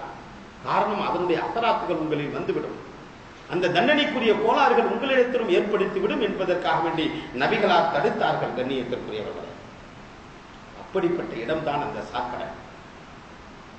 இதே போன்று இப்ராஹிம் அலைஹிஸ்ஸலாத்து வஸ்ஸலாம் அவர்களிடத்திலும் லூத் அலைஹிஸ்ஸலாத்து வஸ்ஸலாம் அவர்களிடத்திலும் வந்து விருந்தினர்களிடத்தில் அவர்கள் நடந்து கொண்ட அந்த விதத்தை அல்லாஹ் தஆலா இந்த சம்பவங்களின் மூலமாக விவரித்து காட்டக்கூடியது. இஸ்லாமிய மக்களுக்கு, அல்லாஹ்வை கொண்டு ஈமான் கொண்ட மக்களுக்கு, உலக மூமின்களுக்கு இது ஒரு வழிகாட்டுதலாக இருக்கும். சாதாரணமான விஷயம் இல்லை விருந்தோம்பல் என்பது. என்னைக்கோ நடந்தது, 5000 ஆண்டுகளுக்கு முன்பதாக நடந்தது. பெருமானார் ஸல்லல்லாஹு அலைஹி வஸல்லம் அவர்களின் வாயிலாக அல்லாஹ் வெளிப்படுத்தி காட்டுகின்றார். அதே போன்று இன்னொரு விஷயம், சஹாபாக்களிலும் கூட விருந்தோம்பலில் பெரும் தியாகம் ஏற்பட்டிருக்கின்றது. அல்லாஹ் குர்ஆனிலே சொல்லி காட்டுவார். ஒரு முறை நபி ஸல்லல்லாஹு அலைஹி வஸல்லம் அவர்களிடத்திலே ஒரு விருந்தாளி வந்து விட்டார். அவருக்கு சாப்பாடு கொடுக்கிறதுக்கு ஒண்ணுமே கிடையாது. பெருமானார் ஸல்லல்லாஹு அலைஹி வஸல்லம் அவர்கள் அந்த விருந்தாளி என்ன செய்றாங்க, ஒருத்தவர் அனுப்பி, என்னுடைய இன்னும் மனைவிட்ட கொண்டு போய் ஏதாவது உணவு இருந்தா அவருக்கு வாங்கி கொடுத்துட்டு வாங்க அப்படின்னு சொல்லி அனுப்புறாங்க. அழைச்சிட்டு போறாங்க. அழைச்சிட்டு போயிட்டு வந்து திருப்பி என்ன தெரியுமா சொல்றாங்க, உங்களுடைய மனைவி சொன்னதாக ஸல்லல்லாஹு அலைஹி வஸல்லம் அவங்கள்ட்டே பதில் சொல்றாங்க. யா ரசூலல்லாஹ், தாங்கள் கூறியது போன்று அழைத்து சென்று உங்களுடைய மனைவியரிடத்தில் விட்டேன், உணவு கொடுப்பார்கள் என்று. ஆனால் அவர்களுடைய பதிலை பாருங்கள். உண்மையை கொண்டு உங்களை நபியாக அனுப்பி வைத்த அல்லாஹ் மீது சத்தியமாக சொல்கின்றோம், குடிப்பதற்கு தண்ணீரை தவிர வேறொன்றும் எங்களிடத்தில் இல்லை. என்ன வார்த்தையை பாருங்க. முஸ்லிம் ஷரீஃப்ல இடம்பெற்றிருக்கக்கூடிய ஹதீஸ். குடிப்பதற்கு தண்ணீரை தவிர வேறொன்றும் எங்களிடத்தில் இல்லை, உண்மையை கொண்டு உங்களை நபியாக அனுப்பி அல்லாஹ் மீது சத்தியமாக சொல்கின்றோம் என்று எல்லா மனைவிமார்களும் சொல்லிவிட்டார்கள். ஸல்லல்லாஹு அலைஹி வஸல்லத்துடைய அத்தனை மனைவிமார்களும் சொல்லிட்டாங்க. இப்ப அவங்களுக்கு கொடுக்கறதுக்கு சாப்பாடு இல்லை, நபியிட்டையும் இல்லை, பைத்துல் மால்லையும் இல்லை, மனைவிமார்கள்ட்டையும் இல்லை, யார்கிட்டையும் இல்லை. ஸல்லல்லாஹு அலைஹி வஸல்லம் என்ன செய்றாங்க, சஹாபாக்கள்கிட்ட கேட்கறாங்க. ஏன்னா விருந்தாளி, அவங்க விருந்தாளி, முடிஞ்ச அளவு முயற்சி செஞ்சுட்டாங்க, இல்ல ஒண்ணும் செய்ய முடியல.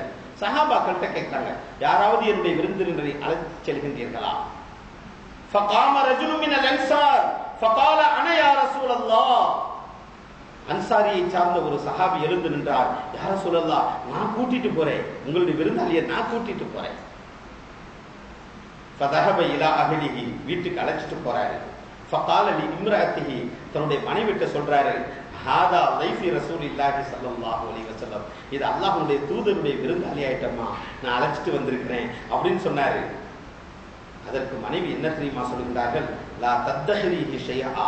இன்னும் அவர் சொல்லுகிறார், பெருமானார் ஸல்லல்லாஹு அலைஹி வஸல்லம் எதுவுமே இல்லை, அப்படிப்பட்ட நிலையில் நம்மிடத்திலே நான் அழைத்து வந்திருக்கின்றேன் என்று சொன்னபோது ஃபகாலத், அந்த மனைவி சொல்லுகின்றார், அந்த பெண்மணியினுடைய மனைவி சொல்லுகின்றார், அந்த சஹாபியினுடைய மனைவி, வல்லாஹி மா இந்தி இன்னி லா கூத சபிய்யத ரவாஹு முஸ்லிம். அல்லாஹ் மீது ஆணையாக, குழந்தைகளுக்கு மட்டும் உள்ள உணவை தவிர வேறொன்றும் எங்களிடத்தில் என்று இல்லை என்று அவர் சொல்லி காட்டுகிறார். உடனே அங்க என்ன நடக்குது தெரியுமா? அப்படியா? இந்த விஷயத்தை கேட்ட உடனே அந்த சஹாபி சொல்றாரு, அப்படின்னு சொன்னாக்க பிள்ளைங்களை எப்பயாவது அட்ஜஸ்ட் பண்ணி அவங்கள இது பண்ணி சமாளிச்சு தூங்க வச்சிருங்க. தூங்க வச்சுட்டு நானும் சேர்ந்து சாப்பிடுவது போன்று உட்கார்ந்துறோம். முஸ்லிம் ஷரீஃப்ல இடம்பெற்றிருக்குங்க இந்த சம்பவம். இதுல பல விஷயங்கள் விளக்கப்படுகின்றது. விருந்தினரிடத்தில் எப்படி நடந்து கொள்ள வேண்டும் என்ற பல்வேறுபட்ட விஷயங்கள் விளக்கப்படுகின்றது. நாமளும் சேர்ந்து சாப்பிடுவோம். ஆனா சாப்பிடும் போது நீ ஒண்ணு செய்ய, விளக்க சரி செய்யற மாதிரி ஆஃப் பண்ணி விடு. நமக்கு எல்லாத்துக்கும் தெரியும் இந்த சம்பவம். குர்ஆனில் அல்லாஹ் சொல்லி காட்டுகின்றான், விளக்க சரி செய்யற மாதிரி ஆஃப் பண்ணிடு. இருட்டுல என்ன செய்வாங்க, நான் சாப்பிடுற மாதிரி பவலா செய்றேன், நீங்க அவர் சாப்பிட்டு முடிக்கட்டும் விருந்தாளி அப்படின்னு சொல்லி அருமையாக அந்த விருந்தினரை கவனித்து அனுப்பி விடுகின்றார்கள். இரவு நேரத்தில் இவர்களுக்கு வயிற்றை கிள்ளுகின்றது பசி, அவர்களுடைய மனைவியும் பசி, மகன் பிள்ளைகளும் பசியால் குடித்து தூங்குகின்றார்கள். அல்லாஹ்விற்கு இந்த செயல் மிக பிடித்து விட்டது. அவர்களை அல்லாஹ் தஆலா பாராட்டி அன்று இரவே அந்த ஆயத்தை இறக்கிவிட்டார். குர்ஆனுடைய வசனம் சொல்லி காட்டும், وَيُؤْثِرُونَ عَلَى أَنفُسِهِمْ وَلَوْ كَانَ بِهِمْ خَصَاصَةٌ وَمَنْ يُوقَ شُحَّ نَفْسِهِ فَأُولَٰئِكَ هُمُ الْمُفْلِحُونَ. அல்லாஹ் அந்த வசனத்தை இறக்கி காண்பித்து அல்லாஹ் சொல்லி காட்டுகின்றான். சூரத்துல் ஹஷ்ருடைய 59வது சூராவினுடைய 9வது வசனத்திலே அல்லாஹ் சொல்லி காட்டுகின்றான், வயூசிரூன அலா அன்ஃபுஸிஹிம் வலவ் கான பிஹிம் ஹஸாஸா. சில மக்கள் அன்சாரிகளில் இருக்கின்றார்கள், தங்களுக்கு தேவை இருந்தது என்று சொன்னாலும் பிறருக்கு விட்டுக் கொடுக்க வேண்டும் என்று விட்டுக் கொடுக்கக்கூடியவர்களாக இருக்கின்றார்கள். அவங்களுக்கு தேவை, பசிக்குது, உபரியாக இல்லை. நம்மள மாதிரி ஃப்ரிட்ஜில் எல்லாம் அடுக்கி வைக்கல, இல்ல மாச சாமான் வாங்கி வைக்கல, எதுவுமே இல்லை. பிள்ளைகளுக்கு இருந்த சிறிது உணவு அதை கொடுத்து விட்டு பசியால் படுத்திருக்கின்றார்கள். அதை அல்லாஹ் பொருந்திக் கொண்டான். வயூசிரூன அலா அன்ஃபுஸிஹிம் வலவ் கான பிஹிம் ஹஸாஸா. தங்களை விட மக்காவாசிகளுக்கு முற்படுத்துவார்கள். அவர்கள் தங்களுக்கு தேவை இருந்தாலும் அவர்கள் அப்படியே செய்வார்கள். வமன் யூக ஷுஹ நஃப்ஸிஹி, யார் பேராசையிலிருந்து தங்களை தற்காத்துக் கொள்கின்றார்களோ ஃபஉலாயிக ஹுமுல் முஃப்லிஹூன், அவர்கள் தான் வெற்றி பெற்றவர்கள். இவங்க நம்ம சாப்பிடணும் அப்படின்னு பேராசை கொள்ளல, அடுத்தவங்களுக்கு கொடுக்கணும் அப்படின்னு என்னன்னாங்க, அதனால ஃபஉலாயிக ஹுமுல் முஃப்லிஹூன், இவர்கள் வெற்றி பெற்று விட்டார்கள் என்ற சோபன செய்தி அல்லாஹ் தஆலா பெருமானார் ஸல்லல்லாஹு அலைஹி வஸல்லம் அவர்களுக்கு இறக்கி வைத்த போது, காலையில சுபு தொழுகிறதுக்காண்டி இந்த சஹாபி போனப்ப அப்படியே சிரிச்சுக்கிட்டு ஸல்லல்லாஹு அலைஹி வஸல்லம் கேட்கிறாங்க, என்ன நடந்தது நைட்டு? அல்லாஹ்வே சந்தோஷப்பட்டு ஆயத்தை இறக்கி வச்சுட்டானே, உங்களுக்கு சுவனவாசி என்று சொல்லக்கூடிய இவர்களே வெற்றி பெற்றவர்கள் என்று வெற்றியாளர்களுடைய கூட்டத்தில் சேர்த்து சுவனவாசி என்று சொல்லக்கூடிய நன்மாராயணத்தை அல்லாஹ் உங்களுக்கு தந்து விட்டானே, என்ன நடந்துச்சு அப்படின்னு விஷயத்தை கேட்கிறாங்க ஸல்லல்லாஹு அலைஹி வஸல்லம். இந்த ஹதீஸ் முஸ்லிம் ஷரீஃப்ல இடம்பெறுகிறது. கண்ணியத்திற்குரியவர்களே, எப்படிப்பட்ட விஷயம் என்று சொன்னால், என்ன இதுல பல விஷயங்கள் இருக்குது, நிறைய ஹதீஸ் இன்னும் வருது, ஹதீஸ் எல்லாம் நிறைய இருக்குது. அதாவது சிரமங்கள் எப்படி இருந்தாலும் சரி பிறருக்கு உதவ வேண்டும், அடுத்தவங்க கூட சேர்ந்து சாப்பிடணும் அப்படின்ற நிறைய சட்ட திட்டங்கள் வருது. இன்னும் கவனிப்போம். விருந்தினர்கள் வந்து விட்டார்கள் என்று சொன்னால் கஞ்சத்தனம் காண்பிக்க கூடாது. எந்த அளவுக்கு அப்படின்னு சொன்னாக்க சில சட்டங்கள் இருக்குது. அதாவது விருந்தினர் வந்துட்டாங்க அப்படின்னு சொன்னாக்க உங்கள்கிட்ட ஒண்ணுமே கொடுக்கறதுக்கு இல்லைன்னா கடன் வாங்கியாவது அவர்களுக்கு நீங்கள் உணவை கொடுங்கள் அப்படின்னு அவங்களுக்கு சட்டம். இவங்களுக்கு அது எப்படி அல்லாஹ் சொல்றது, அல்லாஹ்வுடைய தூதர் ஸல்லல்லாஹு அலைஹி வஸல்லம் அவங்க சொல்லி காட்டுறாங்க பார்ப்போம். விருந்தாளியை கஞ்சத்தனம் செய்யாமல் தாராளமாக செலவு செய்தால் மலக்குமார்களுடைய துஆ கிடைக்கும் என்று பெருமானார் ஸல்லல்லாஹு அலைஹி வஸல்லம் அவர்கள் நன்மாராயணம் கூறக்கூடிய ஹதீஸை ஆயிஷா ரலியல்லாஹு தஆலா அன்ஹா அவர்கள் அறிவிக்கிறார்கள். அன் ஆயிஷா ரலியல்லாஹு தஆலா அன்ஹா قالت قال النبي صلى الله عليه وسلم الملائكه تصلي على احدكم ما دامت مائده موضوعه. எந்த வீட்டிலே விருந்தினர்களுக்காக வேண்டி மாயிதா என்று சொல்லக்கூடிய உணவு தட்டுகள் வைக்கப்பட்டு கொண்டே இருக்குமோ அந்த வீட்டில் மலக்குமார்கள் துஆ செய்து கொண்டே இருப்பார்கள். என்ன அர்த்தம்? விருந்தினர்கள் வந்துகிட்டே இருக்கணும், மலக்குமார்கள் துஆ செஞ்சுக்கிட்டே இருப்பாங்க. யாருடைய சொத்தையும் யாரும் சாப்பிட்டுட்டு போகலங்க. சொல்லுவாங்க உருதுல ஒரு பழமொழி, கானே கானே பர் லிக்கா தானே தானே பர் லிக்கா ஹே கானே வாலே கே நாம் அப்படின்னு. ஒவ்வொரு சாப்பிடக்கூடிய அந்த தானியத்தின் மீது உண்ணக்கூடியவர்களுடைய பெயர் எழுதப்பட்டிருக்கும். அவருக்கு எழுதப்பட்டதை நான் சாப்பிட முடியாது, எனக்கு எழுதப்பட்டதை அவர் சாப்பிட முடியாது. ஆகினால எந்த விருந்தாளியும் வந்துட்டாக்க என் வீட்டுல இல்லத எனக்கு இல்லாம அவர் தின்னுட்டு போயிட முடியாது. அவருக்குன்னு அதுல ரிஸ்க் எழுதிட்டான்ல, அதனால அவர் வந்துட்டாரு, அவர் சாப்பிட்டுட்டு போயிட்டாரு. அதுதான் அங்க விஷயம். விருந்தாளி வந்துட்டாக்க நம்ம வீட்டுல உள்ள திருட்டு போயிட்டாருடா இல்ல. இன்னொரு ஹதீஸில் பெருமானார் ஸல்லல்லாஹு அலைஹி வஸல்லம் அவர்கள் இப்படி சொல்லி காட்டுவார்கள், விருந்தாளி வருவதற்கு முன்பதாகவே மலக்குமார்கள் துஆ செய்கின்றார்கள், யா அல்லாஹ் இந்த வீட்டுக்கு விருந்தாளி போறாரு, அவருடைய வீட்டிற்கு நீ பரக்கத்து செய்வாயாக என்று மலக்குமார்கள் வருவதற்கு முன்பதாகவே விருந்துடைய ஏற்பாடு மலக்குமார்களின் மூலமாக அல்லாஹ்வுடைய புறத்திலிருந்து ஏற்பாடு செய்யப்படுகின்றது என்ற ஹதீஸ் எல்லாம் நாம் பார்க்கலாம். அதனால்தான் சிறந்த வீடு என்று சொல்லி காட்டுவார்கள். இப்னு அப்பாஸ் ரலியல்லாஹு தஆலா அவர்கள் சொல்லி காட்டுவார்கள், நபி ஸல்லல்லாஹு அலைஹி வஸல்லம் அவர்கள் சொன்னதாக இப்னு மாஜாவிலே இடம்பெறக்கூடிய ஹதீஸ், எந்த வீட்டில் ஒட்டகத்தினுடைய காலில் இருந்து அதனுடைய திமில் வரை, ஒட்டகத்தினுடைய காலில் இருந்து அதனுடைய திமில் வரை சாப்பிடப்படுகின்றதோ அந்த வீட்டுக்கு நன்மைகள் விரைந்து வரும் அப்படின்னு சொன்னாங்க. இதுல பல விஷயங்கள் விளக்கப்படுகின்றன. அப்படின்னா என்ன? விருந்தாளி திருப்தியா சாப்பிடணும் அப்படிங்கிற ஒரு விஷயம். விருந்தாளி வந்தவன் என்ன செய்யணும்? ஒட்டகத்தினுடைய காலில இருந்து திமில் வரைக்கும் சாப்பிடணும் அப்படின்னு சொன்னாக்க என்ன செய்வாரு? அப்படி ஒரு ஒட்டகத்தையா சாப்பிட முடியும்? என்ன அர்த்தம்? விருந்தாளி திருப்தியாக சாப்பிட வேண்டும், அரைகுறையாக அவரை கவனிக்க கூடாது என்ற ஒரு விஷயம். மற்றொரு விஷயம், செய்யப்பட்ட உணவுகளில் இஸ்ராஃப் என்று சொல்லக்கூடிய வீண் விரயம் ஏற்பட்டு விடக்கூடாது. நிறைய தடபடலா செஞ்சு கொஞ்சம் சாப்பிட்டுட்டு மிச்சத்தை தூக்கி குப்பையில கொட்டுறது, இது செய்யக்கூடாது. காலில இருந்து திமில் வரைக்கும் சாப்பிடக்கூடிய வீட்டின் மீது பரக்கத்து என்று பெருமானார் ஸல்லல்லாஹு அலைஹி வஸல்லம் அவங்க சொன்னாங்க. என்ன அர்த்தம்? எதுவுமே வேஸ்ட் ஆகக்கூடாது அப்படின்னு அர்த்தம். சிலது போகக்கூடியது போகத்தான் செய்யும். இதை வைத்து நமக்கு விளக்கி காட்டக்கூடிய விஷயம் என்னவென்று சொன்னால், உணவு தயாரிக்கப்பட்டதில் எதுவும் வீண் விரயமாகிவிடக் கூடாது. இது சாப்பிட்டோம், அது மிச்சம் இருக்குது, இது வீணா போச்சு அப்படின்னு எதுவுமே இருக்கக்கூடாது, வீண் விரயமாகி விடக்கூடாது என்று பெருமானார் ஸல்லல்லாஹு அலைஹி வஸல்லம் அவர்கள் சொல்லி காட்டுகிறார். அதே போன்று மோசமான வீடு அப்படின்னு சொல்லி ஒரு விஷயம், லா கைர ஃபீமன் லா யதீஃப், ரவாஹு அஹ்மத். லா கைர ஃபீமன் லா யதீஃப், எந்த வீட்டில் விருந்தாளி வரவில்லையோ அந்த வீடு மோசமான வீடு. நம்ம நினைச்சுக்கிட்டு இருக்கோம், இன்னைக்கு வந்துருவாங்களோ அன்னைக்கு வந்துருவாங்களோ, இந்த வேலை கெட்டு போயிடுமே, அந்த ஆபீஸுக்கு போறது கெட்டு போயிடுமே, இங்க போறது கெட்டு போயிடுமே அப்படின்னு நம்ம நினைச்சு நம்ம வீட்டுக்கு விருந்தாளி வராம என்னென்ன செய்ய முடியுமோ அத்தனை வேலையை நம்ம செஞ்சுக்கிட்டு இருக்கோம். ஆனா ஸல்லல்லாஹு அலைஹி வஸல்லம் அவங்க சொல்லி காட்டும் பொழுது அந்த வீடு தான் முசீபத்து பிடிச்ச வீடு, பரக்கத்து இல்லாத வீடு. அதே போன்று ஒரு சஹாபி அவர்கள் கேட்கின்றார்கள், யார சொல்லலாம், சுவனம் செல்வதற்கு என்ன அமல் செய்யணும், எந்த அமல் செஞ்சாக்க சொர்க்கம் போகலாம் அப்படின்னு கேட்கும்போது ஸல்லல்லாஹு அலைஹி வஸல்லம் சொன்னாங்க, உனது தொழுகையை நீ முதலில் நிலைநாட்டு, தொழுகை நல்லபடியா தொழுவுப்பா. இரண்டாவது சொன்னார்கள் ஜக்காத்தை கொடு.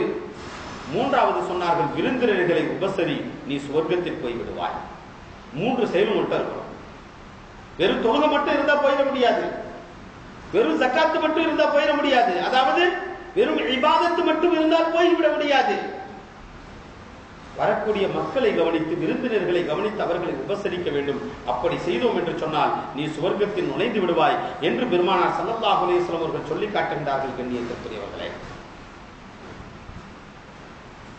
எவ்வளவு விஷயங்கள் இருக்குது, இதெல்லாம் சட்டங்கள்.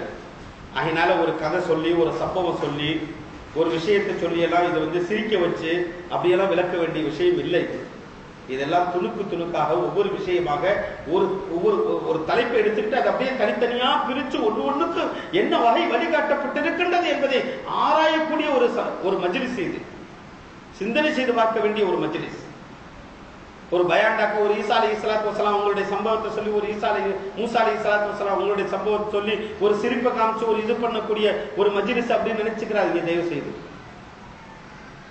அதே போன்று விருந்தளிப்பவரின் கடமைகள் என்று இஸ்லாம் சில விஷயங்களை சொல்லி காட்டுகிறது. விருந்தளிக்கக்கூடியவருக்கு சில கடமை.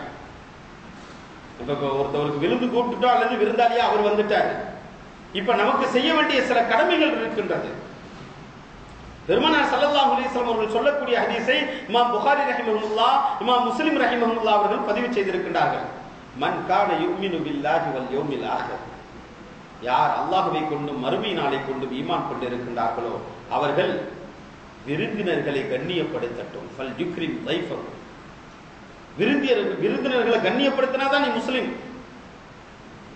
விருந்தினர்களை நீ கண்ணியப்படுத்தினாதான் மறுமை நாளை கொண்டு ஈமான் கொண்டிருக்கிற அப்படின்னு சொல்லி காட்டிட்டு இரண்டாவதாக சொன்னார்கள், கண்ணியமான விருந்து உபசரிப்பு என்று சொல்லக்கூடியது ஒரு நாளைக்கு ஒரு விருந்தாளி வந்துட்டாங்க அப்படின்னு சொன்னாக்க ஏதாவது செஞ்சு கடன் காட்சியாவது வாங்கி, தேவையில்லாததுக்கெல்லாம் கடன் வாங்குறோம், அனாவசியமான விஷயத்துக்கெல்லாம் கடன் வாங்குறோம். ஒரு சின்ன ஒரு சுன்னத் பண்றது ஹத்தனா என்று சொல்லக்கூடிய அந்த விழா மார்க்கத்துல ஒரு செயல் அதுக்கு கிடையாது. நேரா போக வேண்டியது, உஸ்தாட்ட அறுத்துட்டு வர வேண்டியது, முடிஞ்சு போச்சு. அதுக்கு ஒரு செயலும் கிடையாது. ஆனா அதுக்கு பெருசா ஊர்வலம் விடுவோம், அது செய்வோம், இது செய்வோம், போய் கடன் வாங்கிட்டு வருவோம், இல்லாட்டி வட்டிக்கு வாங்கிட்டு வருவான். அது மாதிரி அந்த பாத்தியா ஓதணும், இந்த பாத்தியா ஓதணும் அப்படின்னு சொல்லிட்டு ஓத போகும்போது என்ன செய்வான், காசு இல்லைன்னு சொன்னாக்க வட்டிக்கு வாங்கிட்டு வந்து அடகு வச்சுட்டு தூக்கிட்டு வந்து அந்த பாத்தியால ஓதணும். இதெல்லாம் மார்க்கத்தில் இல்லாத விஷயங்கள். ஓத வேண்டும் என்று சொன்னால் நாம ஓதணும், இப்படி வாங்கிட்டு வந்து ஓதணுன்ற அவசியம் கிடையாது. இப்படி அனாவசியமான செயல்பாடுகளை செய்யக்கூடிய நாம். ஆனா விருந்தாளி வந்துட்டாங்கன்னாக்க முதல் நாளைக்காவது நீ கடனாச்சு வாங்கி அவங்களுக்கு நல்ல கண்ணியமான உணவை நீ கொடுக்க வேண்டும் என்று பெருமானார் ஸல்லல்லாஹு அலைஹி வஸல்லம் அவர்கள் சொன்னார். அதே போன்று விருந்தோம்பல் என்பது 3 நாள், அதிகபட்சமா 3 நாளைக்கு மேல, 3 நாளைக்கு நீ அவர் மேல கொடுக்கிறது கடமைப்பா. ஒரு நாள் கொடுப்பது கட்டாய கடமை, சிறப்பாக. அதிகபட்சமாக நீ கொடுப்பது 3 நாள் கொடுக்க வேண்டும். அதற்கு மேல் கொடுப்பது தர்மமாகும். அதுக்கு மேல கொடுக்கிறது தர்மம், சதகா செய்யறோம்ல அது மாதிரி ஆயிடும். அதுக்கு மேல கொடுப்பது உன் மேல கடமை இல்லை, இருந்தாலும் தர்மமாகிவிடும். அதே போன்று பெருமானார் ஸல்லல்லாஹு அலைஹி வஸல்லம் அவர்கள் விருந்தினராக சென்றிருக்கக்கூடியவர்களுக்கு, விருந்தாளியாக சென்றிருக்கக்கூடியவர்களுக்கு சொல்கின்றார்கள், 3 நாளைக்கு மேல் ஒரு இடத்தில் தங்குவது உனக்கு ஆகுமானதல்ல. தேவையில்லாம 3 நாளைக்கு மேல அனுமதி பெறாம, சூழ்நிலையை புரிஞ்சுக்கிறாம, எதுவுமே செய்யாம 3 நாளைக்கு மேல போய் டேரா போட்டுட்டு ஒரு வாரம் 10 நாள் இருப்பேன் அப்படின்னு சொல்லிட்டு டேரா போட்டுட்டு இருக்கிறது உனக்கு ஆகுமானதல்ல. அவர்களுடைய சூழ்நிலை புரிந்து அனுசரித்து எல்லாம் செய்து கொள்ள வேண்டும். அப்ப நம்ம என்ன செய்யலாம், சரி நிர்பந்தமா ஒரு நிலை அப்படி தங்க வேண்டும் என்ற நிலை ஏற்படுச்சு அப்படின்னு சொன்னாக்க அவங்களுடைய சூழ்நிலை பொருளாதாரம் மற்ற இதர நிலைகளை பார்க்கணும். அப்படி ஏதாவது கஷ்டப்படுறாங்க அப்படின்னு சொன்னாக்க இவர் அவங்களுக்கு உதவி செய்யணும். எல்லாம் சேர்ந்து சமைச்சு சாப்பிடலாம், அன்பை பரிமாறிக்கொள்ளலாம். இப்படிப்பட்ட செயல்பாடை செய்ய வேண்டும். அதே போன்று நோயின் காரணமாக சிரமங்களில் இருந்தாலும் சரி, விருந்தினர் வந்து விட்டார்கள் என்று சொன்னால் அவர்களை கண்ணியப்படுத்த வேண்டும். நம்ம வீட்டுல தான் கஷ்டம் இருக்கு, ஆஸ்பத்திரியில இருக்கிறாங்க, அங்க இருக்கிறாங்க, இங்க இருக்கிறாங்க. ஆனா விருந்தாளி திடீர்னு வந்துட்டாரு, அந்த சிரமத்தோடு இது ஒரு சிரமமாக எடுத்துக்கொண்டு வரக்கூடிய விருந்தினர்களை கண்ணியப்படுத்த வேண்டும். நம்மள்ட்ட கஷ்டமா இருக்கு, நம்ம நோய்வாய்ப்பட்டு இருக்கிறோம் அப்படிங்கிறதுக்காண்டி விருந்தினரை உதாசீனப்படுத்தி கவனிக்காம இருக்கக்கூடாது, அவர்களை கண்ணியப்படுத்த வேண்டும். அனஸ் ரலியல்லாஹு தஆலா அவர்கள் அறிவிக்கின்றார்கள், அனஸ் ரலியல்லாஹு தஆலா قال دخل عليه قوم يعودونه ومرض له فقال انس يا جاريه حلمت لاصحابنا ولو كسرا. அனஸ் ரலியல்லாஹு தஆலா அவங்க சொல்றாங்க, கொஞ்சம் இங்க கவனிங்க, நான் நோய்வாய்ப்பட்டு இருந்தேன். ஸல்லல்லாஹு அலைஹி வஸல்லம் பணிவிடை செய்த சஹாபி 13 ஆண்டுகள் பணிவிடை செய்தார்கள். அவங்க என்ன செய்யறாங்க, சொல்றாங்க, நான் நோய்வாய்ப்பட்டுட்டேன், என்னை பார்க்கறதுக்காக ஒரு கூட்டத்தார்கள் வந்தார்கள். எப்ப நபி ஸல்லல்லாஹு அலைஹி வஸல்லம் அவங்களுடைய காலம் கடந்ததற்கு பிறகு என்னை பார்ப்பதற்காக ஒரு கூட்டத்தார்கள் வந்தார்கள். வமரதுல் லஹு ஃபகால அனஸின், அனஸ் ரலியல்லாஹு தஆலா அப்ப என்ன சொல்றாங்க, யா ஜாரியா, தன்னுடைய அடிமையை அழைச்சு கூப்பிட்டு சொல்றாங்க, யோ அடிமையே, அலிம்தி லி அஸ்ஹாபினா வலவ் கஸரா, ஒரு ரொட்டி துண்டையாச்சும் கொண்டு வந்து என்னுடைய தோழர்களுக்கு நீ கொடு, என்னுடைய நண்பர்கள் என்னை பார்க்க வந்திருக்காங்க, அவங்களுக்கு ஒரு ரொட்டி துண்டையாச்சும் கொடு. என்ன இருக்கும் நோய்வாய்ப்பட்டவங்க வீட்டுல, சாதாரணமா நல்ல திரகாத்திரமா இருந்தாவே ஒரு நேரம் விட்டு ஒரு நேரம் சாப்பிடக்கூடிய சஹாபிகள், நோய்வாய்ப்பட்டு பல நாள் கிடைக்கக்கூடிய அவர்களுடைய இல்லத்தில் சாப்பிடுவதற்கு என்ன இருக்கும்? இருப்பினும் ஏதாவது ஒன்றை கொடுத்து உறவினர்களை கண்ணியப்படுத்த வேண்டும், விருந்தினர்களை கண்ணியப்படுத்த வேண்டும் என்று இஸ்லாம் சொல்லி காட்டுகிறது.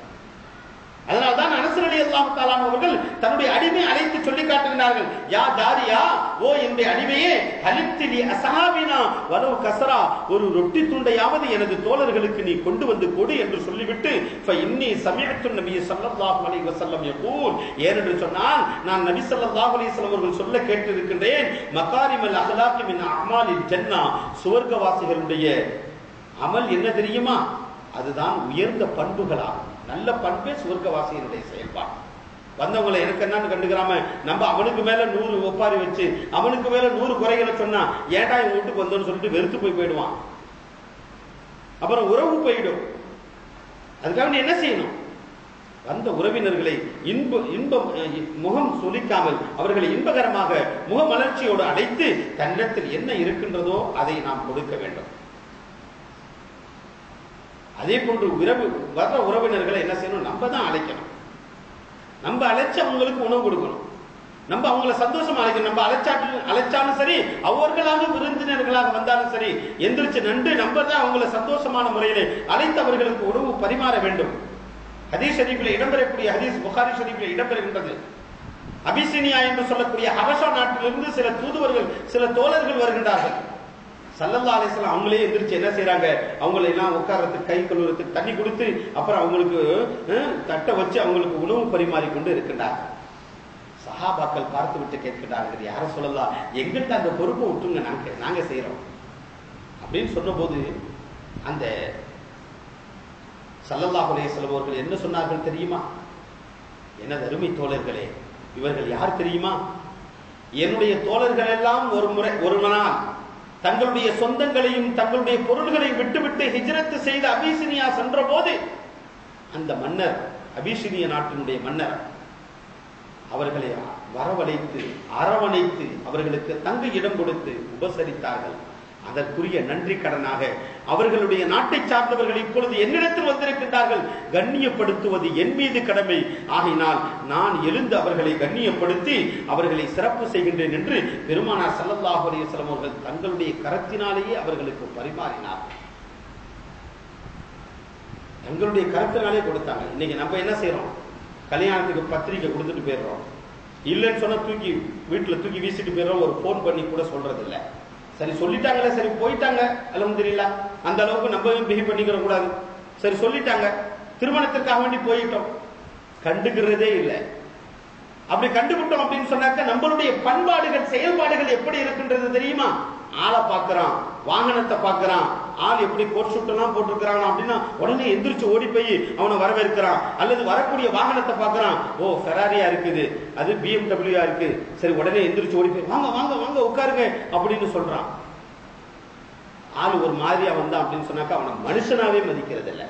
இன்னைக்கு தேவைகள் எல்லாம் அப்படித்தான் நடந்து கொண்டிருக்கின்றன. அதை விட இன்னும் கொடுமை என்ன தெரியுமாங்க, ஒரு நேரத்துல மக்கள் நின்று என்ன செஞ்சாங்க, வாங்க வாங்கன்னு அழைச்சாங்க. இன்னைக்கு மக்கள்லாம் நிக்கிறது இல்லைங்க, ஒரு பொம்மையை நிறுத்தி வச்சிடறான், வெல்கம் வெல்கம், அது தலையில ஆடிக்கிட்டு இருக்கு, பொம்மை கையை இப்படி இப்படி ஆட்டுது, பொம்மையை கொண்டு வரவேற்கின்றான். இது யாருடைய கலாச்சாரம்? நபிகளார் தங்களுடைய சொந்த கரத்தினாலேயே விருந்தினர்களை அழைத்து உபசரித்து நமக்கு வழிகாட்டி சென்று இருக்க, இப்படிப்பட்ட யூத கிறிஸ்தவ கலாச்சாரத்தில் மூழ்கி இருப்பது மூமின்களுக்கு அழகல்ல கண்ணியத்திற்குரியவர். அதை விட இன்னும் சில இடங்களுக்கு போனா ரொம்ப அனாச்சாரம். சில பெண்களை அழகாக ஜோடிச்சு அந்த அழகி மாதிரி நிறுத்தி வச்சு அவங்களுக்கு ரோபோட் தான், அவங்க பெண்ணு கிடையாது, சிரிக்கிறதுக்கு மட்டும் தெரியும். அதுவும் அந்த அந்த டயத்துல மட்டும் அதை நமட்டு சிரிப்புன்னு சொல்லுவாங்க தமிழ்ல. சிரிக்க உள்ளத்தால் சிரிக்க மாட்டாங்க, சும்மா அப்படி பல்ல இப்படி சுழிச்சிட்டு இப்படி எடுத்துடுறது, அந்த மாதிரி வரவேற்கிறது. இதுவும் எவ்வளவு மோசகரமான செயல், இஸ்லாத்தில் இல்லாத ஒன்று, ஹராமாக்கப்பட்ட ஒன்று. அந்நிய பெண்ணை அந்நிய ஆண் முன்னால் நிறுத்தி வரவேற்பது என்ற ஒரு கலாச்சாரம் இஸ்லாத்தில் கிடையாது. எவ்வளவுதான் மிக பிரம்மாண்டமான கூட்டமாக இருந்தாலும் ஷரியத் பேணப்படவில்லை என்று சொன்னால் அந்த இல்லத்தில் பரக்கத்து ஏற்படாது, லானத் என்று சொல்லக்கூடிய பரக்கத்தின்மைதான் இருக்கும், சாபம் தான் ஏற்படும் என்பதை குர்ஆன் ஹதீஸும் வலியுறுத்தி சொல்லி காட்டுகின்றது. கண்ணியத்திற்குரியவர்களே, இப்படிப்பட்ட செயல்பாட்டில் நாம் இறங்கிவிடக்கூடாது. அதே போன்று வரக்கூடிய விருந்தினர்களுடன் சேர்ந்து அமர்வது என்பதும் ஒரு சுன்னத்தான விஷயம், அதையும் செய்ய வேண்டும். விருந்தினர் வந்துட்டாங்க, அவங்க கூட சேர்ந்து உட்கார்ந்து சாப்பிடணும். அன்னைக்கு உமர் ரலியல்லாஹு தஆலா அன்ஹு قال النبي صلى الله عليه وسلم اذا وضعت المائده فيقوم رجل حتى يرفع المائده. நபி ஸல்லல்லாஹு அலைஹி வஸல்லம் அவர்கள் சொன்னதாக சொல்லி காட்டுகிறார்கள் அப்துல்லாஹ் இப்னு உமர் ரலியல்லாஹு தஆலா அன்ஹு அவர்கள், தட்டு வைக்கப்பட்டு விட்டால் யாரும் எந்திரிச்சிடாதீங்க. சாப்பாட்டுக்காண்டி தட்டு வைக்கப்பட்டுருச்சு, வைக்கப்பட்டு வச்சுட்டாக்க யாருமே அந்த தட்டை எடுக்கிறதுக்கு, சாப்பிட்டு முடிஞ்சு அந்த தட்டை எல்லாம் எடுத்து காலி பண்றதுக்கு முதல்ல அந்த கூட்டத்தில் விட்டு எந்திரிக்க கூடாது. இது ஒரு விருந்து கூட்டாக சாப்பிடக்கூடிய அந்த விருந்தினுடைய ஒழுக்கம். ஒரு சகன்ல சாப்பிட்டாலோ அல்லது கூட்டா உட்கார்ந்து சாப்பிட்டாலோ அதனுடைய ஒழுக்கம் இது. ஏன்னு சொன்னால் வலா யர்ஃபு யதஹு, தன்னுடைய கரத்தை நீங்கள் தூக்கி கொள்ளாதீர்கள். வயின் ஷபஅ ஹத்தா யஃப்ரக அல் கௌம். பெருமானார் ஸல்லல்லாஹு அலைஹி வஸல்லம் அவர்கள் சொன்னார்கள், நீ கையை எடுத்துட்ட அப்படின்னு சொன்னாக்க, உனக்கு வயிறு நிரம்பிருச்சு, நீ கையை எடுத்துட்ட அப்படின்னு சொன்னாக்க ஹத்தா யஃப்ரக அல் கௌம், கௌம் என்ன செஞ்சிருவாங்க, மக்கள் என்ன செஞ்சிருவாங்க, வெக்கப்பட்டுக்கிட்டு அவன்லாம் சாப்பிட்டு முடிச்சுட்டான், அதனால நம்மளும் என்ன செஞ்சிருவோம், சீக்கிரம் எந்திரிச்சிருவோம்னு சொல்லிட்டு பசியோட கையை எடுத்துருவாங்க. அதுக்கு நீ காரணமாயிடுவ. எவ்வளவு அருமையான ஒழுக்கத்தை சொல்லி காட்டுறார். வல் யாதிரு, அப்படி ஏதாவது நிர்பந்தம் ஏற்பட்டுருச்சு, சரி எந்திரிக்கணும்பா, ஒரு நிர்பந்தம், ஏதாவது ஒரு அவசிய தேவைகள் அல்லது வேறு ஏதாவது காரணத்திற்காக வேண்டி நிர்பந்தம் ஏற்பட்டு விட்டது என்று சொன்னால் فإن ذلك يخجل جليسه يخجل جليسه. பெருமானார் ஸல்லல்லாஹு அலைஹி வஸல்லம் அவர்கள் சொன்னார்கள், அப்படி உனக்கு ஏதாவது நிர்பந்தம் ஏற்பட்டு விட்டது என்று சொன்னால் நீ எழுந்திருக்கக்கூடிய காரணத்தை சொல்லிடு. நான் இதுக்காண்டி போறேங்க, அர்ஜென்ட்டா ஒரு போன் வந்துருச்சு, அல்லது எனக்கு டாய்லெட் வந்துருச்சு, அல்லது வேற ஏதாவது ஒரு காரணம் வந்துருச்சு, ஏதாவது ஒரு காரணத்தை சொல்லிட்டு எந்திரிங்க. காரணமே சொல்லாம எந்திரிச்சிட்டீங்க அப்படின்னு சொன்னாக்க அடுத்தவங்க வெக்கப்பட்டுக்கிட்டு அவங்க எல்லாம் சாப்பிட்டு எந்திரிச்சிட்டாங்க, நம்ம இனிமே இன்னும் உட்கார்ந்துருக்கோம் பாரு அப்படின்னு நினைச்சிட்டு பசியோட போயிடுவாங்க. அதனுடைய பாவம் உங்களை சுற்றி கொள்ளும். அவர்கள் கையை எடுத்து விடக்கூடும். ஹாஜத் இருக்கும்போதே அவர்கள் எந்திரிச்சிட வேண்டிய நிலைமை ஏற்பட்டுரும், தேவை இருக்கும்போதே எந்திரிச்சிட வேண்டிய நிலைமை ஏற்பட்டுரும் அப்படின்னு சொல்லக்கூடிய ஹதீஸ் இப்னு மாஜாவுல 370வது ஹதீஸாக பதிவு செய்யப்பட்டிருக்கின்றது. கண்ணியத்திற்குரியவர்களே, என்ன அருமையான வழிகாட்டுதல். நல்லா சேர்ந்து உட்காரணும், எல்லாரும் கூட சேர்ந்து உட்காரணும், எல்லாரும் சாப்பிடுறது வரைக்கும் நம்ம கம்பெனி கொடுக்கணும். நமக்கு வயிறு நிரம்பிருச்சு, நம்ம கொஞ்சம் சாப்பிடக்கூடிய வளமை உள்ளவர்கள், இருப்பினும் சாப்பிடுவது போன்று பாவனை செய்து கொண்டு இருக்க வேண்டும். எவ்வளவு உன்னதமான மனதால் கூட தன்னுடைய செயலால் கூட பிறருக்கு துன்பம் கொடுத்து விடாமல் அவர்களுக்கு நஷ்டத்தை ஏற்படுத்தி விடாமல் பார்த்துக் கொள்ள வேண்டும் என்பதில் இஸ்லாம் கண்ணும் கருத்துமாக இருக்கின்றது. இஸ்லாம் சொல்லி காட்டுகின்றது. கண்ணியத்திற்குரியவர்களே, அதைத்தான் பல விஷயங்களிலே நாம் கவனிக்க வேண்டும். சில பேர் என்ன செய்வாங்க, விருந்தொம்பல்ல பழி வாங்குவாங்க, விருந்து கொடுக்கறதுல பழி வாங்குவாங்க. என்ன அப்படின்னாக்கா, இவன் அவன் வீட்டுக்கு தேவைக்கு போயிருப்பான், அவன் ஏதோ ஒரு விஷயமா இவனை கண்டுக்கிறாம இருந்திருப்பான், இவனுக்கு டீ கொடுக்காம இருந்திருப்பான், அல்லது ஏதாவது கரைக்காம இருந்திருப்பான். இப்படி செஞ்சு விட்டானே அப்படின்னு இவன் என்ன செய்வான், இவன் வந்து நான் பாத்துக்கிறேன்ப்பா, என் வீட்டுக்கு வந்து தானே ஆகணும், என் வீட்டுக்கு வருவான்ல, அப்ப நான் தானே அவனை கவனிக்கணும். இதே மாதிரி அவனை ஒரு 4 பேர் முன்னால வச்சு மொக்கப்படுத்துறேன் பாரு அவனை அப்படின்னு நினைப்பான், வாக்குறுதி எடுப்பான். எந்த விஷயத்துக்கு? இந்த விஷயத்துக்கு. இதுக்கும் ஷரியத் வழிகாட்டுகின்றது. பெருமானார் ஸல்லல்லாஹு அலைஹி வஸல்லம் அவர்கள் சொல்லக்கூடிய ஹதீஸ், அபுல் அஹ்வஸ் என்று சொல்லக்கூடிய ஒரு சஹாபி அவர்கள் அறிவிக்கின்றார்கள், தங்களுடைய தந்தையின் வாயிலாக அபுல் அஹ்வஸ் அப்படின்னு சொல்லக்கூடிய ஒரு சஹாபி தங்களுடைய தந்தையினுடைய வாயிலாக அறிவிக்கின்றார்கள். என்ன நடந்துச்சு? நபி ஸல்லல்லாஹு அலைஹி வஸல்லம் ஒரு இடத்துல ஒருத்தவர் வந்தார். யா ரசூலல்லாஹ், நான் ஒரு வீட்டுக்கு விருந்துக்கு போனேன். அவர் என்னை கண்ணியப்படுத்தவும் இல்லை, என்னை உபசரிக்கவும் இல்லை. என்னை விட்டுட்டாரு. என்ன காரணத்துக்காண்டி விட்டாருங்கிறது தெரியல. திடீர்னு சிலருக்கு சில நிர்பந்தங்கள் ஏற்பட்டுடலாங்க. இப்ப நம்ம ஒரு வீட்டுக்கு விருந்தாளியா போயிட்டோம், அவங்க வீட்டுல ஏதாவது ஒரு மரணம் ஏற்பட்டுடலாம், அல்லது திடீர் பிரயாணம் ஏற்பட்டுடலாம், அல்லது புள்ள விழுந்துரும், ஏதாவது ஒரு அடிபட்டுரும், ஆஸ்பத்திரியில இருப்பாங்க. அப்படியெல்லாம் உள்ள இருக்கக்கூடிய சூழ்நிலையில நம்ம தான் கொஞ்சம் அட்ஜஸ்ட் ஆயிடு அவங்களுக்கு பணிவிடை செய்யக்கூடியவர்களாக நாம் மாறிவிட வேண்டும். இது இஸ்லாமிய வரம்பு, இது இஸ்லாமிய மரபு முறை. அந்த இடத்துல போயிட்டு நான் வந்துட்டேன், நான் உன்கிட்ட போன் பண்ணி தானே சொல்லிட்டு வந்தேன், என்ன இப்படி நடுத்தருவுல விட்டுட்டிய அப்படின்னு சொன்னாக்கா அதே நிலைமை நமக்கு ஏற்பட்டால், அதே போன்று நமது வீட்டிற்கு விருந்தினர் வந்து நமது சூழ்நிலை எப்படி ஏற்பட்டால் சகித்துக் கொள்ள முடியாது அல்லவா பிறருடைய குறை சொல்லுதலை. அது மாதிரிதான் நம்மளும் என்ன செய்யணும், சகிச்சுக்கணும் அடுத்தவங்கிட்ட நடந்துச்சுன்னா. அப்ப பெருமானார் ஸல்லல்லாஹு அலைஹி வஸல்லம் வந்து அவர் சொல்றாரு, யார சொல்லலாம், நான் உங்க வீட்டுக்கு விருந்துக்கு போனேன், ஆனா அவர் எனக்கு என்ன செய்யல, கண்ணியப்படுத்தல, எனக்கு வந்து என்ன செய்யல, உபசரிக்கவும் இல்லை. நான் அந்த மாதிரி செய்யட்டுமா அவர்கிட்ட? சாபி கேட்கிறாங்க, நான் அந்த மாதிரி நடந்துக்கிட்டுமா? அவர் கண்ணியப்படுத்தாம இருந்தது மாதிரி நானும் கண்ணியப்படுத்தாம, அவர் உபசரிக்காம இருந்தது மாதிரி நானும் உபசரிக்காம இருந்து கொள்ளட்டுமா அப்படின்னு அந்த சஹாபி கேட்ட போது பெருமானார் ஸல்லல்லாஹு அலைஹி வஸல்லம் அவர்கள் சொன்னார்கள், இல்லை இல்லை தோழரே, அவரை நீ கண்ணியப்படுத்து, அவரை நீ சங்கை செய் என்று பெருமானார் ஸல்லல்லாஹு அலைஹி வஸல்லம் அவர்கள் சொல்லி காட்டினார். இது நம்மளுடைய வாழ்வில் நடக்கக்கூடிய எத்தனையோ பிரச்சனைகளுக்கு இந்த ஹதீஸ் தீர்வு. நேரம் இல்லை, இன்னும் அரை மணி நேரம் தான் இருக்கு. எவ்வளவோ தீர்வு இது. நபி ஸல்லல்லாஹு அலைஹி வஸல்லம் அவர்கள் சொன்ன இந்த வார்த்தை நமது வாழ்நாளில் நன்றாக ஏற்படக்கூடிய பிரச்சனைகளுக்குரிய அற்புதமான ஒரு தீர்வு. என்னை கண்டுகிட்டு காணாம போயிடறான், கண்ணுல பார்க்கறான் பார்க்காம போயிடறான், நான் என்ன இவன் வீட்டுக்கு என்ன சோத்துக்கா வந்தேன், எப்படியெல்லாம் புலம்புகின்றார்கள் இன்றைய காலகட்டத்தில். ஏதாவது ஒரு தர்ம சங்கடத்தினால் கவனிக்க முடியாமல் போய்விட்டது என்று சொன்னால் வார்த்தை பல்வேறாக விட்டு விடுகின்றார். அதே போன்று நபி ஸல்லல்லாஹு அலைஹி வஸல்லம் அவர்கள் யார் உங்க வீட்டுக்கு விருந்தினராக வந்தாங்களோ அவங்களை நீங்க வழி அனுப்புங்க. என் வீட்டுல சாப்பாடு இல்லாம உங்க வீட்டுல வரல, உங்களை கண்ணியப்படுத்துவதற்காக வேண்டியும் அவர்களை தங்களை கண்ணியப்படுத்திக் கொள்வதற்காக வேண்டியும் உள்ளத்தை ஒருங்கிணைக்க வேண்டும் என்பதற்காக வேண்டியும் அன்பை பண்பை பரிமாறிக்கொள்ள வேண்டும் என்பதற்காக வேண்டி அவங்க செஞ்சது. அதனால நீங்க என்ன செய்யணும், அவங்க விருந்துக்கு வந்தாங்கன்னு சொன்னாக்க அவங்க வழியில சென்று அவங்கள அனுப்பி வைங்க, வெளியே போய் அனுப்பி வைங்க. அபீ ஹுரைரா ரலியல்லாஹு தஆலா அன்ஹு قال قال النبي صلى الله عليه وسلم من سنتي ان يخرج الرجل مع ضيفه الى باب الدار رواه البيهقي. பெருமானார் ஸல்லல்லாஹு அலைஹி வஸல்லம் சொன்னாங்க, நபி ஸல்லல்லாஹு அலைஹி வஸல்லம் அவர்களுடைய சுன்னத்திலிருந்து எடுத்து சொன்னார்கள், விருந்தினரோடு வாசல் வரை சென்று அனுப்புவது நபி ஸல்லல்லாஹு அலைஹி வஸல்லம் அவர்களுடைய சுன்னத்தாக இருந்தது, அவர்களுடைய வழிமுறையாக இருந்தது அப்படின்னு சொல்லிட்டு எவ்வளவு விஷயங்கள் விளக்கப்படுகின்றது. அது மாதிரி விருந்தினர் வந்துட்டாங்கன்னு சொன்னாக்க அவங்கள்ட்ட எப்படி நடந்து கொள்ளணும் அப்படிங்கிற முறையும் ஸல்லல்லாஹு அலைஹி வஸல்லம் அவர்களுடைய வாழ்வில் ஏற்பட்ட சில விஷயங்களை இமாம் முஸ்லிம் ரஹிமஹுல்லாஹ், இமாம் புகாரி ரஹிமஹுல்லாஹ் அவர்கள் ஒரு சம்பவத்தையே பதிவு செய்கின்றார்கள். எப்படி விருந்தினர்கிட்ட நடந்து கொள்ளணும், விருந்தினர்களை எப்படி உபசரிக்க வேண்டும், அவர்களிடத்தில் எப்படி நடந்து கொள்ள வேண்டும். முஸ்லிம் ஷரீஃபிலே பதிவாகி இருக்கக்கூடிய ஒரு ஹதீஸ், நபி ஸல்லல்லாஹு அலைஹி வஸல்லம் அவர்களும் ஹஜ்ரத் அபூபக்கர் சித்திக் ரலியல்லாஹு தஆலா அன்ஹு அவர்களும் ஹஜ்ரத் உமர் இப்னு கத்தாப் ரலியல்லாஹு தஆலா அன்ஹு மூன்று பேர் சேர்ந்து ஒரு அன்சாரி சஹாபியுடைய வீட்டுக்கு விருந்துக்காக வேண்டி போறாங்க. போற இடத்துல அந்த சஹாபி இல்ல, யாரு அன்சாரி சஹாபி இல்ல, அவங்களுடைய மனைவிமார் தான் இருக்கிறாங்க.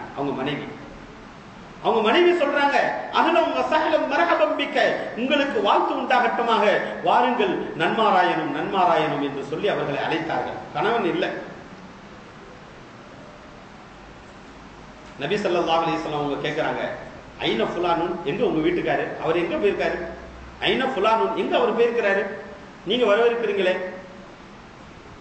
காலத், அவர்கள் சொன்னார்கள், ذهب يستعذب لنا من الماء, எங்களுக்காண்டி தண்ணி கொண்டு வரதுக்காண்டி வெளியில கிணத்துல போய் தண்ணி எடுத்துட்டு வர்றதுக்காண்டி போயிருக்கிறாங்க அப்படின்னு இப்படி பேசிக்கொண்டே இருக்கிறாங்க. இது அதே நேரத்துல அந்த சஹாபி வந்துட்டாங்க. யாரு? தண்ணி எடுக்க போனா அந்த சஹாபி வந்துட்டாங்க. ஃபகால் அன்சாரி, அந்த சஹாபி வந்த உடனே என்ன சொல்றாங்க, நதர இலா ரசூலில்லாஹி ஸல்லல்லாஹு அலைஹி வஸல்லம், அந்த ஸல்லல்லாஹு அலைஹி வஸல்லம் பக்கம் பார்க்கறாங்க. வா சாஹிபஹு ஸல்லல்லாஹு அலைஹி வஸல்லத்துடைய கூட வந்த ஹஜ்ரத் அபூபக்கர் சித்திக், உமர் ரலியல்லாஹு தஆலா அவங்கள பார்க்கறாங்க. மூணு பேர்த்தையும் பார்த்த உடனே சும்ம கால அல்ஹம்துலில்லாஹ், அல்ஹம்துலில்லாஹ், புகழ் அனைத்தும் அல்லாஹ் ஒருவனுக்கே அப்படின்னு அப்படியே மகிழ்ச்சி பொங்க சொல்றாங்க. அப்படியே மகிழ்ச்சி சொல்றாங்க. மா அஹதுல் யௌம அக்ரமு அத்யாஃபம் மின்னி, இன்றைய தினத்திலே என்னை விட சிறந்த விருந்தினரை யாரும் பெற்றிருக்க மாட்டார்கள் அப்படின்னு சொல்லி அந்த வார்த்தை சொன்னாங்க. இன்னைக்கு நான் பெற்றிருந்த மாதிரி விருந்தினர்களை சிறந்த முறையில யாரும் பெற்றிருக்க மாட்டாங்க. யார் வீட்டுக்கு அப்படிப்பட்ட ஒரு விருந்தினர் வந்திருக்க மாட்டார்கள். என் வீட்டுக்கு வந்துட்டாங்க. யார் வந்துட்டா? அல்லாஹ்வுடைய தூதர் ஸல்லல்லாஹு அலைஹி வஸல்லம் வந்துட்டாங்க. அல்லாஹ்வுடைய தூதருடைய நண்பர் அபூபக்கர் சித்திக் ரலியல்லாஹு தஆலா வந்துட்டாங்க. அல்லாஹ்வுடைய தூதருடைய உற்ற நண்பர் ஹஜ்ரத் உமர் இப்னு கத்தாப் ரலியல்லாஹு தஆலா வந்துட்டாங்க. என்னை விட பாக்கியசாலி யாரும் இருக்க முடியுமா அப்படின்னு அந்த மகிழ்ச்சி பெருக்கில் மகிழ்ச்சி பொங்க அல்ஹம்துலில்லாஹ் அப்படின்னு சொல்லி விட்டாங்க. உடனே என்ன செஞ்சாங்க, இவங்க உடனே உட்காருங்க அப்படின்னு சொல்லிட்டு ஒரு பேரித்தம்பழம் பழத்தினுடைய கொலையை கொண்டு வந்து வைக்கிறாங்க. கொண்டு வந்து சொல்றாங்க, இதுல காய் இருக்குது, பழம் இருக்கு, யாருக்கு எப்படி பிடிக்குமோ செங்காய் இருக்குது, விரும்பியவாறு இதை சாப்பிட்டு கொண்டே இருங்க, இந்த வந்துடுறேன் அப்படின்னு சொல்லி ஓடி போய் ஒரு ஆட்டை அறுத்து அதை நல்லா பொரிச்சு ரொட்டியை சுட்டு கொண்டு வந்து அந்த சஹாபிகள் முன்னால் வைக்கின்றார்கள். நபிகளாருக்கு முன்னால் அவர்கள் சாப்பிட்டு விட்டார்கள். இது முஸ்லிம் ஷரீஃப்ல பதிவாக இருக்கக்கூடிய ஒரு ஹதீஸ். எவ்வளவு பெரிய விஷயம் இதுல விலைக்கு காட்டப்படுது. இன்னைக்கு விருந்தினர்கள் வந்துட்டாங்கன்னாக்கா முகம் சுளிக்க கூடாது. என்ன சொல்லிட்டு வரலையே, ஒரு போன் பண்ணிட்டா வந்துட்டீங்கடா, ஏன் ஒண்ணுமே இல்லையே, இல்லாம இருந்தா என்ன, போய் வாங்கிட்டு வர வேண்டியது தானே. என்ன இல்லாம இருக்குது இந்த காலகட்டத்தில். பல சாக்கு போக்குகளின் காரணங்களையும் சொல்லி தப்பிப்பதற்கு இஸ்லாம் வழிகாட்டவில்லை ஒருபோதும். தர்ம சங்கட்டம் எனிலும் அதை சுமூகமாக நல்ல முறையிலே முடிக்க வேண்டும் என்பதை இஸ்லாம் சொல்லி தருகின்றது. உனக்கு நிர்பந்தம் ஏற்பட்டுச்சுன்னா கூட விருந்தினரை நல்ல முறையில கவனிப்பா. சாக்கு போக்கு சொல்லி நீ ஓடி போயிடாத. எவ்வளவு அருமையான முறையில் இஸ்லாம் சொல்லி காட்டுகின்றது. பெருமானார் ஸல்லல்லாஹு அலைஹி வஸல்லம் அவர்களை பார்த்த உடனே அல்ஹம்துலில்லாஹ் எவ்வளவு மகிழ்ச்சி பெருக்கு இருந்தது என்று சொன்னால் அந்த வார்த்தையை சொல்லியிருப்பாங்க. அதனால விருந்தினர் வந்துட்டாவே முகத்திலேயே இவன் என்ன செய்வான், ரிஃப்ளெக்ஷன் பண்ணுவான். முகத்திலேயே அப்படி முகத்தை சுழிச்சுக்கிட்டு அவன் ஏன்டா வந்தோம் அப்படின்னு சொல்லிட்டு 3 நாளைக்கு வந்தவன் கூட ஒரு நாளோட திரும்பிடுவான். 3 நாளைக்கு வந்தவன் கூட என்ன செஞ்சிருவான், ஒரு நாளோட திரும்பிடுவான். அந்த மாதிரி ஆக்ஷன்லாம் இவன் காமிப்பான். சொல்ல முடியாட்டி, சொல்ல முடிஞ்சா சொல்லியும் விடுவான். இல்ல பிள்ளைகளை கூப்பிட்டு வச்சு சொல்லுவான், பாப்பாக்கு நாளைக்கு முக்கியமான ஒரு வேலை இருக்கு, இது யார்கிட்ட சொல்றது, விருந்தினர்கிட்ட சொல்றது, அதை பிள்ளைங்கள்ட்ட சொல்ற மாதிரி சொல்லி வெளிப்படுத்தி தன்னை எப்படியாவது விருந்தை விட்டு கழித்துக் கொள்ள வேண்டும், விருந்தினரை விட்டு தவிர்த்துக் கொள்ள வேண்டும் என்பதற்கு ஏராளமான வேலைப்பாடுகளை செய்வார். ஆனால் பெருமானார் ஸல்லல்லாஹு அலைஹி வஸல்லம் அவர்களுடைய காலத்திலே சஹாபியத்தான பெண்மணிகள் எப்படி நடந்து கொண்டார்கள். இன்னைக்கு கணவன் அழைச்சிட்டு போயிட்டா கூட வீட்டுல பார்க்கணுமே கடுகடுன்னு இருக்கும் மூஞ்சி. இந்த ஆளுக்கு கொட்டி தள்ளுறதே எனக்கு பெரிய வேலையா போயிடுச்சு. இதுல வேற 10 வெளியில வேற ஆளை கூட்டிட்டு வந்துட்டான், இவனுக்கு வேற வேலை இல்லையா, கடுமையாக இருக்கும். கண்ணியத்திற்குரியவர்களே, அதன் நிலையை நாம் பார்க்கின்றோம். ஆனால் எப்படி அந்த பெண்மணிக்கு பெருமானார் ஸல்லல்லாஹு அலைஹி வஸல்லம் அவர்கள் அனுப்பிய அந்த விருந்தினருக்கு மரியாதை கொடுத்த அந்த கணவனுக்கு ஒத்துழைத்த பெண்மணிகள் இருவருக்கும், அந்த கணவன் மனைவி இருவருக்கும் சுவனத்தினுடைய சோபனம் கிடைத்ததல்லவா. வயுஸிரூன அலா அன்ஃபுஸிஹிம் வலவ் கான பிஹிம் ஹஸாஸா, தங்களுடைய நப்சை அடக்கிக் கொண்டு பிறருக்கு தேவைகளை நிறைவேற்றி வைத்ததின் காரணமாக அந்த பெண்ணுக்கும் அந்த ஆணுக்கும் அந்த இருவருக்கும் விருந்தினரை கவனித்த கணவன் மனைவி தம்பதியர்களுக்கு சுவனம் கிடைத்தது என்று அல்லாஹ் நன்மாராயணன் சொன்னானே. விருந்தினரை கவனிக்கிறதுல பெண்களுக்கும் பெரிய பங்கு இருக்கு. ஆம்பளைங்க தான் கூட்டிட்டு வந்துட்டாங்க, விருந்தினர் வரலண்டாக்க பரக்கத்து வரல, அது தெரியுமா. விருந்தாளி இல்லைண்டாக்க பரக்கத்தே இல்லை. நான் முதல்ல ஒரு ஹதீஸ் சொல்லி காமிச்சேன். விருந்தினர் வருவதற்கு முன்பதாக அல்லாஹ்வினுடைய தூதர் ஸல்லல்லாஹு அலைஹி வஸல்லம் அவர்கள் சொன்னார்கள், மலக்குமார்கள் அந்த வீட்டிற்கு துஆ செய்கின்றார்கள், யா அல்லாஹ் விருந்தினர் வர போறாங்க, அவங்களுக்கு நீ பரக்கத்து செய்ய அப்படின்னு சொல்லிட்டு அந்த வீட்டுக்கு முதலாகவே துஆ செய்கின்றார்கள். அப்ப பிறகுதான் வர்றாங்க. அப்ப விருந்தாளியா என்ன செய்யல, யாருடைய சாப்பாட்டை எடுத்து சாப்பிட்டு போகல, அவருக்கென்று நிர்ணயிக்கப்பட்டதை அல்லாஹ் அவரிடத்திலே கொடுத்திருக்கின்றான். அதனால் அவங்க வந்து சாப்பிட்டுட்டு போறாங்க என்பதை மிக தெளிவாக விளக்கி காட்ட வேண்டும். இது முஸ்லிம் ஷரீஃபில் இடம்பெறக்கூடிய ஹதீஸ். அடுத்து என்ன நடந்துச்சு தெரியுமா, அந்த ரொட்டியை பிக்கின்றார்கள் பெருமானார் ஸல்லல்லாஹு அலைஹி வஸல்லம் அவர்கள். சிறிது இறைச்சியை வைக்கின்றார்கள். ஒரு சஹாபியை அழைத்து, என்னுடைய மகன் 3 நாட்களாக பட்டினியாக கிடக்கின்றார், அவர்களிடத்திலே சென்று கொண்டு கொடுத்து வாருங்கள் என்று ஹஜ்ரத் ஃபாத்திமா பின்த் முஹம்மது ஸல்லல்லாஹு அலைஹி வஸல்லம் அவர்களிடத்திலே கொடுத்து அனுப்புகிறாங்க. யார்ட்ட? ஃபாத்திமா ரலியல்லாஹு அன்ஹா கொடுத்து அனுப்புறாங்க. அப்பொழுது எவ்வளவு பசியாக இருந்தது என்று சொன்னால் அவர்கள் உட்கார்ந்து அதை சாப்பிட்டுக்கிட்டு இருக்கிறாங்க. சாப்பிட்டு இருக்கும்போது அல்லாஹ் தஆலா இதை ஒரு வசனத்தை பெருமானார் ஸல்லல்லாஹு அலைஹி வஸல்லம் சொல்றாங்க. தும்ம லதுஸ்அலுன்ன யௌமஇதின் அனின் நஈம். உங்களுக்கு கொடுக்கப்பட்டிருக்கின்ற இந்த உணவுக்காக வேண்டி நீங்கள் அல்லாஹ்விடத்திலே பதில் சொல்ல வேண்டி வரும். என்னுடைய உணவை நீ சாப்பிட்டாயே, அதனால் என்ன நீ எனக்கு பொருத்தமான செயல்பாட்டை செய்தாய் என்று அல்லாஹ் கேட்பான். அதுக்கு பதில் சொல்ல வேண்டிய வருமே. என்ன நல்ல செயல் செஞ்சேன்னு அல்லாஹ் கேட்பானே. கொடுத்த ஒவ்வொரு நியமத்துக்கும் நல்ல உடை கொடுத்தேனப்பா, நல்ல வாகனம் கொடுத்தேன், நல்ல பிசினஸ் கொடுத்தேன், நல்ல மனைவியை கொடுத்தேன், நல்ல இல்லத்தை கொடுத்தேன், இதெல்லாம் நீ பயன்படுத்தி கொண்டு எனக்கு எப்படி நீ கட்டுப்பட்டு நடந்தாய் என்று அல்லாஹ் கேள்வி எனக்கு கேட்பான். அல்லாஹ்வினால் கொடுக்கப்பட்ட நியமத்திற்கு அந்த நாளில் கேள்வி எனக்கு கேட்கப்படும் என்ற அந்த வசனத்தை ஸல்லல்லாஹு அலைஹி வஸல்லம் அவர்கள் வாசித்து காண்பித்த போது சஹாபிகளுடைய கண்களில் இருந்து கண்ணீர் வழிந்து ஓடியது. யார சொல்ல இதுக்குமா கேள்வி கணக்கு வைப்பான்? இவ்வளவு பசியா வந்து சாப்பிடுறோம், இந்த உணவுக்கு கேள்வி இருக்குதா என்ற ஆதங்கத்துடன் கேட்ட அந்த சஹாபிகளுக்கு பெருமானார் ஸல்லல்லாஹு அலைஹி வஸல்லம் அவர்கள் பதில் சொன்னார்கள். என்ன தெரியுமா? ஆமாம், கேள்வி கணக்கு கேட்பான். அந்த கேள்வியிலிருந்து தப்பித்துக் கொள்ள வேண்டும் என்று சொன்னால் உணவு அருந்துவதற்கு முன்பதாக பிஸ்மில்லாஹ் சொல்லி உணவு அருந்த வேண்டும். உணவு அருந்தியதற்கு பிறகு அல்லாஹ்வுக்கு நன்றி செலுத்த வேண்டும். அல்ஹம்துலில்லாஹ் அல்லதி அத்அமனா வ ஸகானா வ ஜஅலனா மினல் முஸ்லிமீன் என்று ஏதாவது ஒரு துஆவை ஓதி புகழ வேண்டும் அல்லாஹ்வை. அப்படி செஞ்சுட்டோம் அப்படின்னு சொன்னாக்க நம்ம சாப்பிட்ட அந்த உணவிற்கு அல்லாஹ் தஆலா பதில் கேட்க மாட்டான். இல்ல அப்படின்னு சொன்னாக்க நம்ம சாப்பிட்ட உணவுக்கு பதில் சொல்லி ஆகணும் அப்படின்னு பெருமானார் ஸல்லல்லாஹு அலைஹி வஸல்லம் அவர்களிடத்திலே பதில் சொன்னார்கள். கண்ணியத்திற்குரியவர்களே, அதே போன்று விருந்தினர்களை துருவி துருவி ஆராயக்கூடாது. எங்கேருந்து வந்திருக்கீங்க, எப்ப வந்தீங்க, என்ன விஷயம் ஏது அப்படின்னு சொல்லிட்டு. ஒரு சம்பவம், ஹஜ்ரத் அலியின் கர்ரமல்லாஹு வஜஹா அவர்கள் காபாவுக்கு போறாங்க. அங்க ஒரு வெளியூருக்காரர் இருக்கிறார். இன்னைக்கு நம்ம பள்ளிவாசலுக்கு வந்தாக்க யாராவது ஒரு விருந்தாளி இருந்தாங்கன்னாக்க கண்டுகொள்ள கூட மாட்டோம். அவரு வெக்கப்பட்டு உட்கார்ந்துருப்பாரு. யார்டா கேட்கறது அப்படின்னு, யார்டா கேட்கறதுன்னு வெக்கப்பட்டு உட்கார்ந்துருப்பாரு. அவருக்கு ஒரு $2 ஒரு $5 கொடுத்து அவருடைய பசியை போக்குவோன்ற எண்ணமே இருக்காது நமக்கு. அல்லது அவர் சாப்பிட்டாரா என்ன, எங்க இருக்குது. சில பேர் பணம் வச்சுக்கிட்டு ஹலால் ரெஸ்டாரண்ட் எங்க இருக்குங்கன்னு கேட்கறதுக்கு வச்சுக்கிட்டு இருப்பாங்க. சில பேர் பணம் காசு இல்லாம பசியோட உட்கார்ந்து இருப்பாங்க. எத்தனையோ ஏழைகள் இருப்பார்கள். நீங்க நம்ம கண்டுகொள்ளவே மாட்டோம். நம்ம வயிறார உண்ணுவோம், ஆனா அவங்கள என்னன்னு கூட கேட்டுக்கிற மாட்டோம். ஏன்னா அவங்க டிப்டாப்பா இல்ல இல்ல நம்மள்கிட்ட வந்து அவங்க பேசல இல்ல என்றெல்லாம் காரணம் நாம் பார்ப்போம். அதெல்லாம் இஸ்லாமிய மரபல்ல. ஹஜ்ரத் அலியின் கர்ரமல்லாஹு வஜஹா மக்காவிற்கு வருகின்றார்கள். காபத்துல்லாஹுல பாக்குறாங்க. அங்க வந்து என்ன செய்யப்படுது அப்படின்னு சொன்னாக்க ஒரு வெளியூர் வாசி ஒருத்தவர் அங்க காபத்துல்லாஹுல உட்கார்ந்து இருக்கிறார்.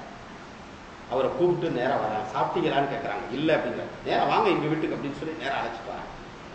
3 தினங்கள் தொடர்ந்து உணவு கொடுக்கின்றார்கள். அது வரைக்கும் எதுவுமே கேட்கல. 3 நாள் சாப்பாடு கொடுக்குறாங்க, அனுப்பி விடுறாங்க, சாப்பாடு கொடுக்குறாங்க, அனுப்பி விடுறாங்க, ஒண்ணுமே கேட்கல. அலியின் கர்ரமல்லாஹ் அலி ரலியல்லாஹு தஆலா அவர்களுக்கு ஒரு கவலை ஏற்பட்டு விட்டது. இவங்களுக்கு வந்த காரியம் முடிஞ்சுச்சா என்ன, என்னடா இவ்வளவு நாளா சாப்பாடு கொடுக்குறோம் அப்படின்ற கவலை இல்ல. இவங்க வெளியூர்காரங்களா இருக்காங்களே, இவங்க தேவை பூர்த்தியாச்சா, இவங்க வந்த காரியம் முடிஞ்சுச்சா, இல்ல வேற ஏதாவது செய்ய முடியாம தவிச்சுக்கிட்டு இருக்கிறாங்களா, இவங்களுக்கு என்ன தேவை இருக்கும் அப்படின்ற எண்ணத்துல 3வது நாள் 3 நாள் ஒண்ணுமே பேசாம 3வது நாள் கேட்கிறாங்க, நீங்க எந்த ஊருங்க, என்னங்க உங்களுக்கு வேணும், என்ன தேவையா வந்திருக்கீங்க, ஏதாவது உதவி நான் செய்யட்டுமா அப்படின்னு சொல்லி கேட்ட போது அவர்கள் சொன்னார்கள், எனது பெயர் அபூதர் கிஃபாரி, கிஃபாரி குலத்தை சார்ந்த அபூதர். யூத கிறிஸ்தவ மதத்தினுடைய பெரிய பாதிரியாகப்பட்ட நான் முகம்மதை பற்றி கேள்விப்பட்டேன், அவர் எப்படி என்பதை தெரிந்து கொள்வதற்காக வேண்டி இந்த மக்காவிற்கு நான் வந்திருக்கின்றேன் என்று அவர்கள் சொன்னார்கள். எதுக்கு? 3 நாளைக்கு பிறகு. அப்புறம் தான் அலி ரலியல்லாஹு தஆலா அவங்க அதுக்கு ஏற்பாடு செய்யறாங்க. யார சொல்லலாம், உங்களை கவனிக்கிறது, உங்களை பார்க்கறதுக்காக வேண்டி இந்த மாதிரி வந்திருக்கிறாரு. பெருமானார் ஸல்லல்லாஹு அலைஹி வஸல்லம் அவர்களை சென்று சந்தித்தார்கள், எல்லாவற்றையும் பார்த்தார்கள். அவர்களுடைய கரத்தை பிடித்து, நாம் தௌராத்தில் படித்தது உண்மைதான், நாம் இன்ஜீலில் படித்தது உண்மைதான், அதே தன்மைகளுடைய முகம்மதாகத்தான் இவர் இருக்கின்றார், இவர்தான் உண்மையான அல்லாஹ்வுடைய தூதர் என்று கரத்தை பிடித்து கலிமா சொன்னார்கள். அதற்கு வகையாக இருந்தது யார்? ஹஜ்ரத் அலியின் கர்ரமல்லாஹு வஜஹா. கண்ணியத்திற்குரியவர்களே, இப்படித்தான் உறவினர்களை மட்டுமல்லாமல் எல்லா மக்களையும், யாராவது கொஞ்சம் சொனங்கி இருந்தாங்கடா, கொஞ்சம் மனசு கஷ்டமா இருந்தாங்கடா, நம்ம கேட்கணும், உடனே மனசை திறந்து கேட்கணும் அவங்கள்ட்ட. ஏங்க இப்படி சொனக்கமா இருக்கீங்க, என்ன கவலை உங்களுக்கு, சாப்பிட்டீங்களா, என்ன செஞ்சீங்க, உடனே உணவுக்கு ஏற்பாடு, நம்மளுடைய சக்திக்கு ஏற்றவாறு உணவுக்கு ஏற்பாடு செய்ய வேண்டும். அல்லாஹுக்கு மிக பிடித்தமான செயல் ஒன்று இருக்கின்றது என்று சொன்னால் ஏழைகளுக்கு உணவளிப்பது. ஏழைகளை நேசிப்பார்கள், அவர்கள் ஏழைகளுக்கு உணவு கொடுப்பார்கள், அவர்கள் தான் சுவனவாசிகள் என்று அல்லாஹ் தஆலா சுவனவாசிகளுடைய பண்பை பற்றி சொல்லி காட்டுகிறார். அதே மாதிரி விருந்தாளியை கண்ணியப்படுத்தாம இருக்கிறதும் பெரிய கெட்ட செயல். விருந்தாளியை கண்ணியப்படுத்தாம என்ன செய்யக்கூடாது, இருக்கக்கூடாது. ஏன் அப்படின்னு சொன்னாக்க, ஹஸரத் மூசா அலைஹிஸ்ஸலாத்து வஸ்ஸலாம் அவர்களையும் ஹஸரத் ஹிதர் அலைஹிஸ்ஸலாத்து வஸ்ஸலாம் இருவருடைய சம்பவத்தை நாம் குர்ஆனிலே பார்த்திருக்கோம். ரெண்டு பேரும் அப்படியே என்ன செய்யறாங்க, கல்வி கத்துக்கிறதுக்காக வேண்டி அவங்க போனாங்க. அது ஒரு வகையான கல்வி. அந்த கல்வியை கற்றுக்கொள்வதற்காக வேண்டி மூசா அலைஹிஸ்ஸலாத்து வஸ்ஸலாம் அவர்கள் நபியாக இருந்தவர்கள் ஹிதர் அலைஹிஸ்ஸலாத்து வஸ்ஸலாம் அவர்களிடத்திலே கல்வி கற்க சென்றார்கள். செல்லும் பொழுது அந்தாக்கியா என்று சொல்லக்கூடிய ஒரு நகரம், அங்க உள்ள மக்கள் அவங்களுக்கு உணவு கேட்கிறாங்க, பசிக்குதுன்னு உணவு கொடுங்கன்னு கேட்கிறாங்க, கொடுக்கல. ஆனால் அதை பற்றி அல்லாஹு தஆலா குர்ஆனிலே சொல்லி காட்டிவிட்டார். ஹத்தா இதா அத்தயா அஹ்ல கரியத்தின் இஸ்ததா மா அஹ்லஹா ஃபஅபு அன் யுضيفுஹுமா ஃபவஜதா ஃபீஹா ஜிதாரி. சூரத்துல் கஹ்ஃபிலே 18வது சூராவினுடைய 77வது வசனத்திலே அல்லாஹ் சொல்லி காட்டுகின்றார். ஹத்தா இதா அத்தயா அஹ்ல கரியத்தின் இஸ்ததா மா அஹ்லஹா. அந்த இருவர்களும் அந்த கிராமத்தை, அந்தாக்கியா என்று சொல்லக்கூடிய அந்த கிராமத்தை அடைந்ததற்கு பிறகு அவர்களிடத்தில் எங்களுக்கு சாப்பாடு கொடுங்க அப்படின்னு கேட்டாங்க. யாரு? மூசா அலைஹிஸ்ஸலாத்து வஸ்ஸலாம் அவங்களும் ஹிதர் அலைஹிஸ்ஸலாத்து வஸ்ஸலாம் அவங்களும். அந்த இருவர்களுக்கு உணவு கொடுப்பதற்கு அந்த ஊர் மக்கள் மறுத்து விட்டார்கள். இதை அல்லாஹ் குர்ஆன்ல சொல்லிட்டான். ஆக கத்தாதா ரலியல்லாஹு தஆலா அவங்க சொல்லி காட்டும் பொழுது சொல்றாங்க, விருந்தினர்களுக்கு உணவை கொடுப்பது ஊர் மக்கள் மீது கடமை அப்படின்னு சொன்னாங்க. ஊர் முஸ்லிம்கள் மீது கடமை. விருந்தினர்களுக்கு உணவு கொடுப்பது ஊர் முஸ்லிம்கள் மீது கடமை. ஒருத்தர் வீட்டுக்கு விருந்து வேலை வந்துட்டாரு, அவருக்கு கொடுக்க முடியல அவரு, அல்லது அவர் வெளியூர் போயிட்டாரு. இப்ப அந்த ஊருக்காரு, ஓ அவங்க வீட்டுக்கு வந்த விருந்தாளியா அப்படின்னு நினைச்சிட்டு கேட்டுட்டு போனாக்க, யாரெல்லாம் பார்த்து விட்டு கேட்டு விட்டு போறானா எல்லாம் பாவி ஆயிடும். ஓ அவங்க வீட்டுக்கு வந்த விருந்தாளியா அப்படின்னு கேட்டுட்டு அவங்களுக்கு எந்த ஒரு தண்ணியோ அல்லது உணவோ அல்லது வேற எதுவுமோ ஏற்பாடு செய்யாமல் என்னான்னு விசாரிக்காம ஒண்ணு செய்யறனாக்க, யாரெல்லாம் பார்த்துட்டு போனான்னு அத்தனை பேரும் குற்றவாளி. யாரா இருந்தா என்ன, யார் வீட்டுக்கு வந்தா என்ன, மனுஷன் தானே, பசிக்கும்ல, அவனுக்கு உணவு கொடுக்கணும்ல. அதனால்தான் மார்க்கம் சொல்லி காட்டுகின்றது, ஒரு வீட்டிற்கு ஒரு விருந்தினர்கள் வந்தார்கள் என்று சொன்னால் ஊர்க்காரர்கள் பூராவும் சேர்ந்து அவருக்கு யாராவது ஒருவர் உணவு கொடுப்பது அவர் மீது கடமையாகும். அப்படி அந்த ஒரு கொடுக்கல அப்படின்னு சொன்னாக்க என்ன செய்யலாம் தெரியுமா? யார் வீட்டுக்கு விருந்துக்கு வந்தாரோ அவர் பொருளாதாரம் இருந்தும் செய்யவில்லை என்று சொன்னால் அவருடைய பொருளிலிருந்து அன்றைய தினத்தினுடைய உணவுக்காக வேண்டி எடுத்துக்கொள்ளலாம். அவருடைய விளைச்சலிலிருந்து அன்றைய தினத்தினுடைய உணவுக்காக வேண்டி கேட்காமலே தூக்கிடலாம், எடுத்துக்கலாம். பாக்கெட்ல காசு வச்சிருக்காரு, ஆனா கொடுக்க மாட்டேங்கிறார், அவர் வீட்டுக்கு விருந்தாளியா வந்திருக்கிறோம், பாக்கெட்ல எடுத்துக்கலாம், அல்லாஹ் குற்றமாக பிடிக்க மாட்டார். எந்த அளவிற்கு தேவையான உணவு அளவிற்கு அவருடைய பாக்கெட்டில் எடுத்துக்கொள்வது அனுமதிக்கப்பட்டது. பெருமானார் ஸல்லல்லாஹு அலைஹி வஸல்லம் அவர்கள் சொல்லி காட்டிய ஹதீஸை மிக்தாம் அபி கரீமத் ரலியல்லாஹு தஆலா, மிக்தாம் அபி கரீமா ரலியல்லாஹு தஆலா அவர்கள் அறிவிக்கக்கூடிய ஹதீஸ் அபூதாவுதிலே இடம்பெறுகிறது. قال رسول الله صلى الله عليه وسلم ايما رجل اضاف قوما فاصبح الضيف محروما. எந்த ஒரு மனிதனிடத்தில் ஒரு விருந்தினர் வந்து சுபுஹ் நேரம் வரை அவர் உணவு கொடுக்கப்படாமல் அவர் பசியாக பட்டினியாக இருக்கின்றாரோ, இன்ன நஸ்ரஹு ஹக்குன் அலா குல்லி முஸ்லிமின், ஒவ்வொரு முஸ்லிமின் மீதும் அவருக்கு உணவு கொடுப்பது ஃபர்லாகிவிட்டது, கடமையாகிவிட்டது. அவர் வீட்டுக்கு வந்த விருந்தாளி தானே விட்டுறக்கூடாது.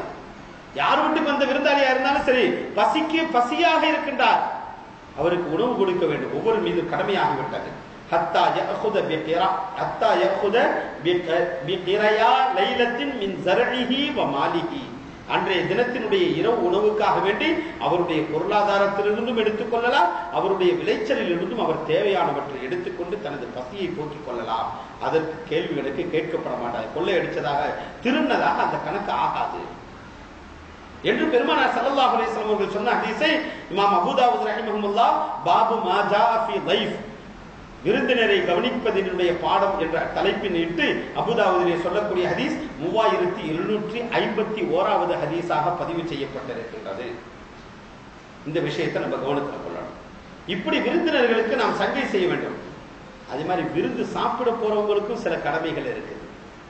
இப்ப விருந்தினர் எப்படி நடந்து கொள்ளணும் அப்படின்ற கடமை விருந்து சாப்பிட போறவங்களுக்கும் இஸ்லாம் சொல்லி காட்டுறது அல்லவா.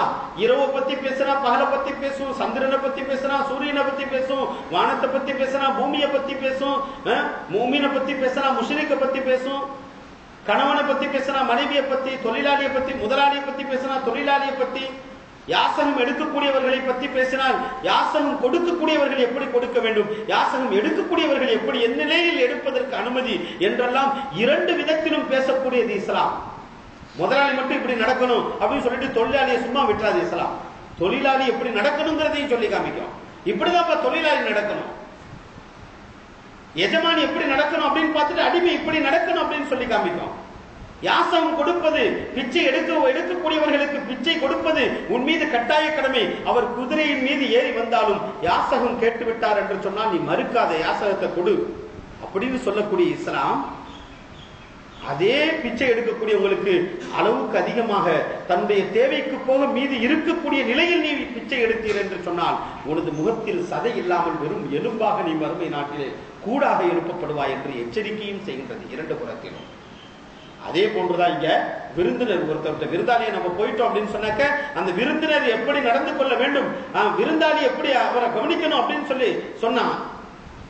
ஆனால் இப்ப எப்படின்னாக்க அந்த விருந்தினர்களின் சில கடமை, அவங்களுக்கு சில கடமை. விருந்தினர் போகக்கூடிய இந்த விருந்தினர் எப்படி நடந்துக்கிறாங்க. அதுல முதல் விஷயம், மார்க்கத்திற்கு புறம்பான விஷயங்கள் நம்ம போற விருந்துல நடந்துச்சு அப்படின்னு சொன்னாக்கா அதை நம்ம தவிர்த்து கொள்ளணும். வந்துடணும், பேசாம வந்துடணும்.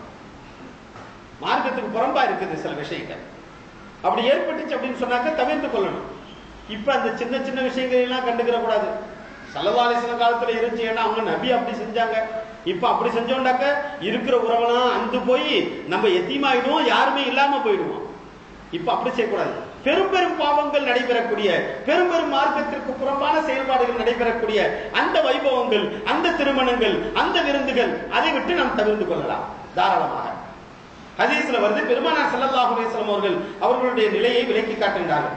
அபு அப்துர் ரஹ்மான் ரலியல்லாஹு தஆலா அவர்கள் அறிவிக்கக்கூடிய ஹதீஸ் இப்னு மாஜாவில 241வது ஹதீஸாக பதிவு செய்யப்பட்டு இந்த விவரம் விளக்கப்படுகிறது. அலி ரலியல்லாஹு தஆலா அவங்களுக்கு அவங்களுடைய வீட்டுக்கு ஒரு விருந்தாளி வந்துட்டாங்க.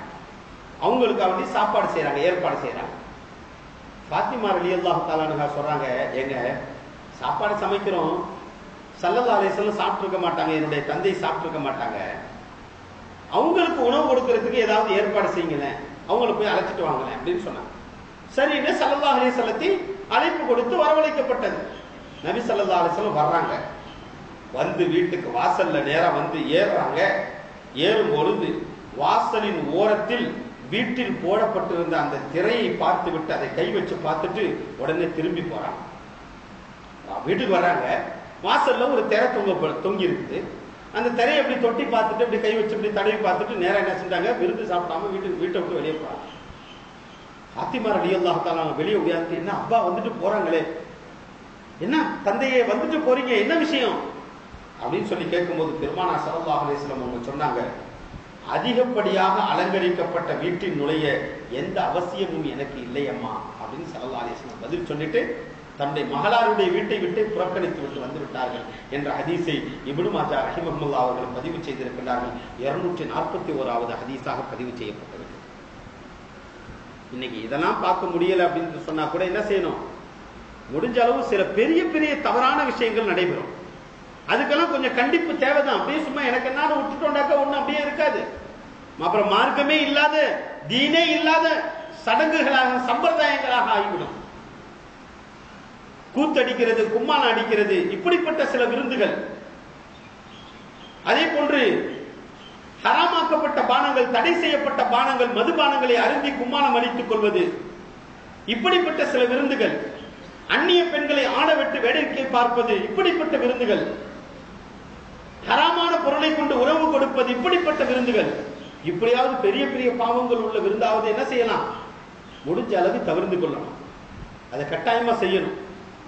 அதே போன்று என்ன செய்யலாம், வரதட்சணை வாங்கி போட்டு பொம்பளை வீட்டுல நசுக்கி, மனைவி அந்த மாமனார் வீட்டை போட்டு நசுக்கி அவங்க இல்லைன்னு சொன்னா கூட எப்படியாவது 200 பேத்துக்கு சாப்பாடு கொடுத்து தான் ஆகணும், 500 பேத்துக்கு சாப்பாடு கொடுத்து தான் ஆகணும், போட்டு அவங்கள நசுக்கி, அவங்களா விரும்பி கொடுத்துட்டா வேற விஷயம். ஆனா இவர் போட்டு புழிஞ்சு எடுத்து இவர் பெருமைப்பட்டுக்கிறாராம். வாங்கி கொடுக்கிறதே பிச்சை எடுத்து இதுல இவருக்கு இன்னொரு புறத்தில் பெருமை வேண்டுமா? அப்படிப்பட்ட விருந்துகளையும் சில நேரத்தில் தவிர்த்து கொண்டோம் என்று சொன்னால் அதுவும் படிப்பினையாக அமைந்துள்ளோம். இந்த ஹதீஸை கொண்டு இது விளக்கப்படுகின்றது. இரண்டாவது, எந்த உணவு கொண்டு வந்து வைக்கப்படுகின்றதோ அதை துச்சமாக கருதக்கூடாது. இது விருந்தினருக்குள்ள அழகு.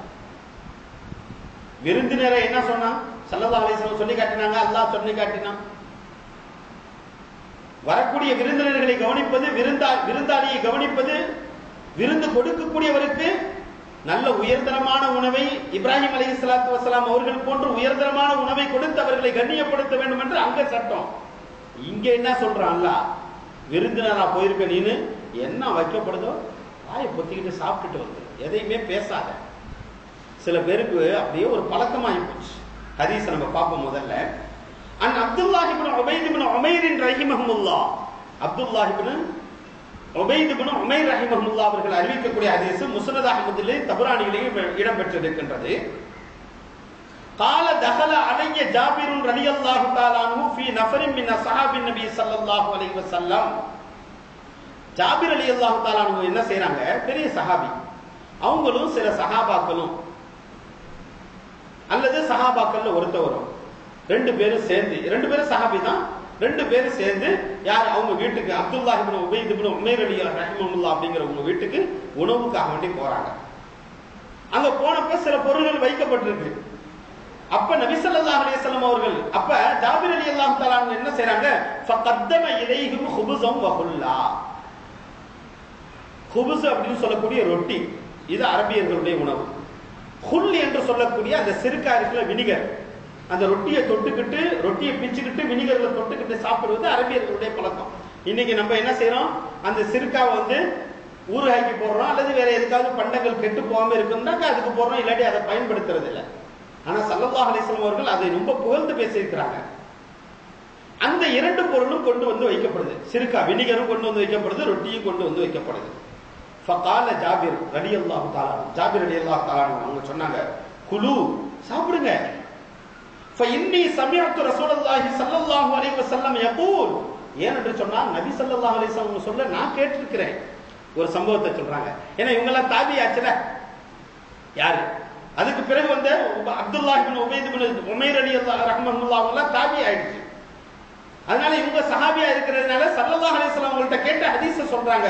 ஃபஇன்னி சமிஅத்து ரசூலுல்லாஹி ஸல்லல்லாஹு அலைஹி வஸல்லம் யகூல், நபி ஸல்லல்லாஹு அலைஹி வஸல்லம் அவர்கள் சொல்ல நான் இப்படி கேட்டிருக்கின்றேன், நிஅமல் இதாமுல் ஹல்லு, சிர்கா என்பது ஒரு சிறந்த உணவு, குழம்பு அப்படின்னு சொன்னாங்க. ஆனமே ஆக்கலண்டா கூட சிறந்த ஆணம் வினிகர் தான் அப்படின்னு சொன்னாங்க ஸல்லல்லாஹு அலைஹி வஸல்லம். فإنه هلاك بالرجل أن يدخل عليه النفر من إخوانه فيحتقر ما في بيته أن يقدمه إليهم.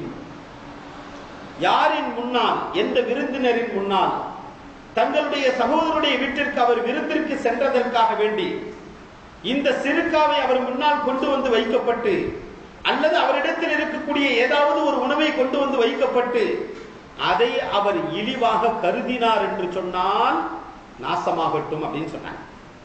நாசமாகிட்டு போட்டோம்.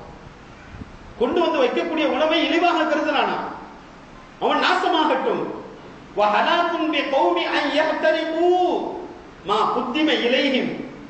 இன்னும் அந்த மக்களும் நாசமாகட்டும். எந்த மக்கள் விருந்திற்கு சென்று விட்டு கொண்டு வந்து வைத்த பொருளை இழிவாக கருதுகின்றார்களோ அந்த கூட்டமா இருந்தாலும் சரி, கூட்டம் பூரா நாசமாகட்டும், தனி நபரா இருந்தாலும் அவன் நாசமாகட்டும் அப்படின்னு ஒரு பத்வா செஞ்சுட்டாங்க ஸல்லல்லாஹு அலைஹி வஸல்லம். எவ்வளவு பெரிய விஷயங்க. இந்த ஹதீஸ் முஸ்னத் அஹ்மதுல இடம்பெற்றிருக்குது. கண்டிப்பாக இந்த செயல்பாட்டை செய்துவிடக் கூடாது என்பதை எச்சரிக்கக்கூடிய ஒரு பெரிய ஹதீஸ். இன்றைய காலகட்டத்திலே நம்மிடத்திலே இருக்கக்கூடிய பெரும் தவறு இதுதான். நல்ல கஷ்டப்பட்டு சாப்பாடாக்கி வச்சிருப்பாரு, இவன் நேரா விருந்துக்கு போயிட்டு என்னத்த விருந்தாக்கணும், என்னத்த கவனிச்சான் அப்படின்னு சொல்லிட்டு வருவான். இல்ல அப்படின்னா இவனுக்கே உள்ள பழக்கம் மாதிரி நல்லா தான் இருந்துச்சு, இருந்தாலும் கொஞ்சம் உப்பு கொஞ்சம் கூட போட்டுட்டு வந்துட்டான். எங்க நின்று பேசுவான்? கூட்டத்துல நின்றுகிட்டு.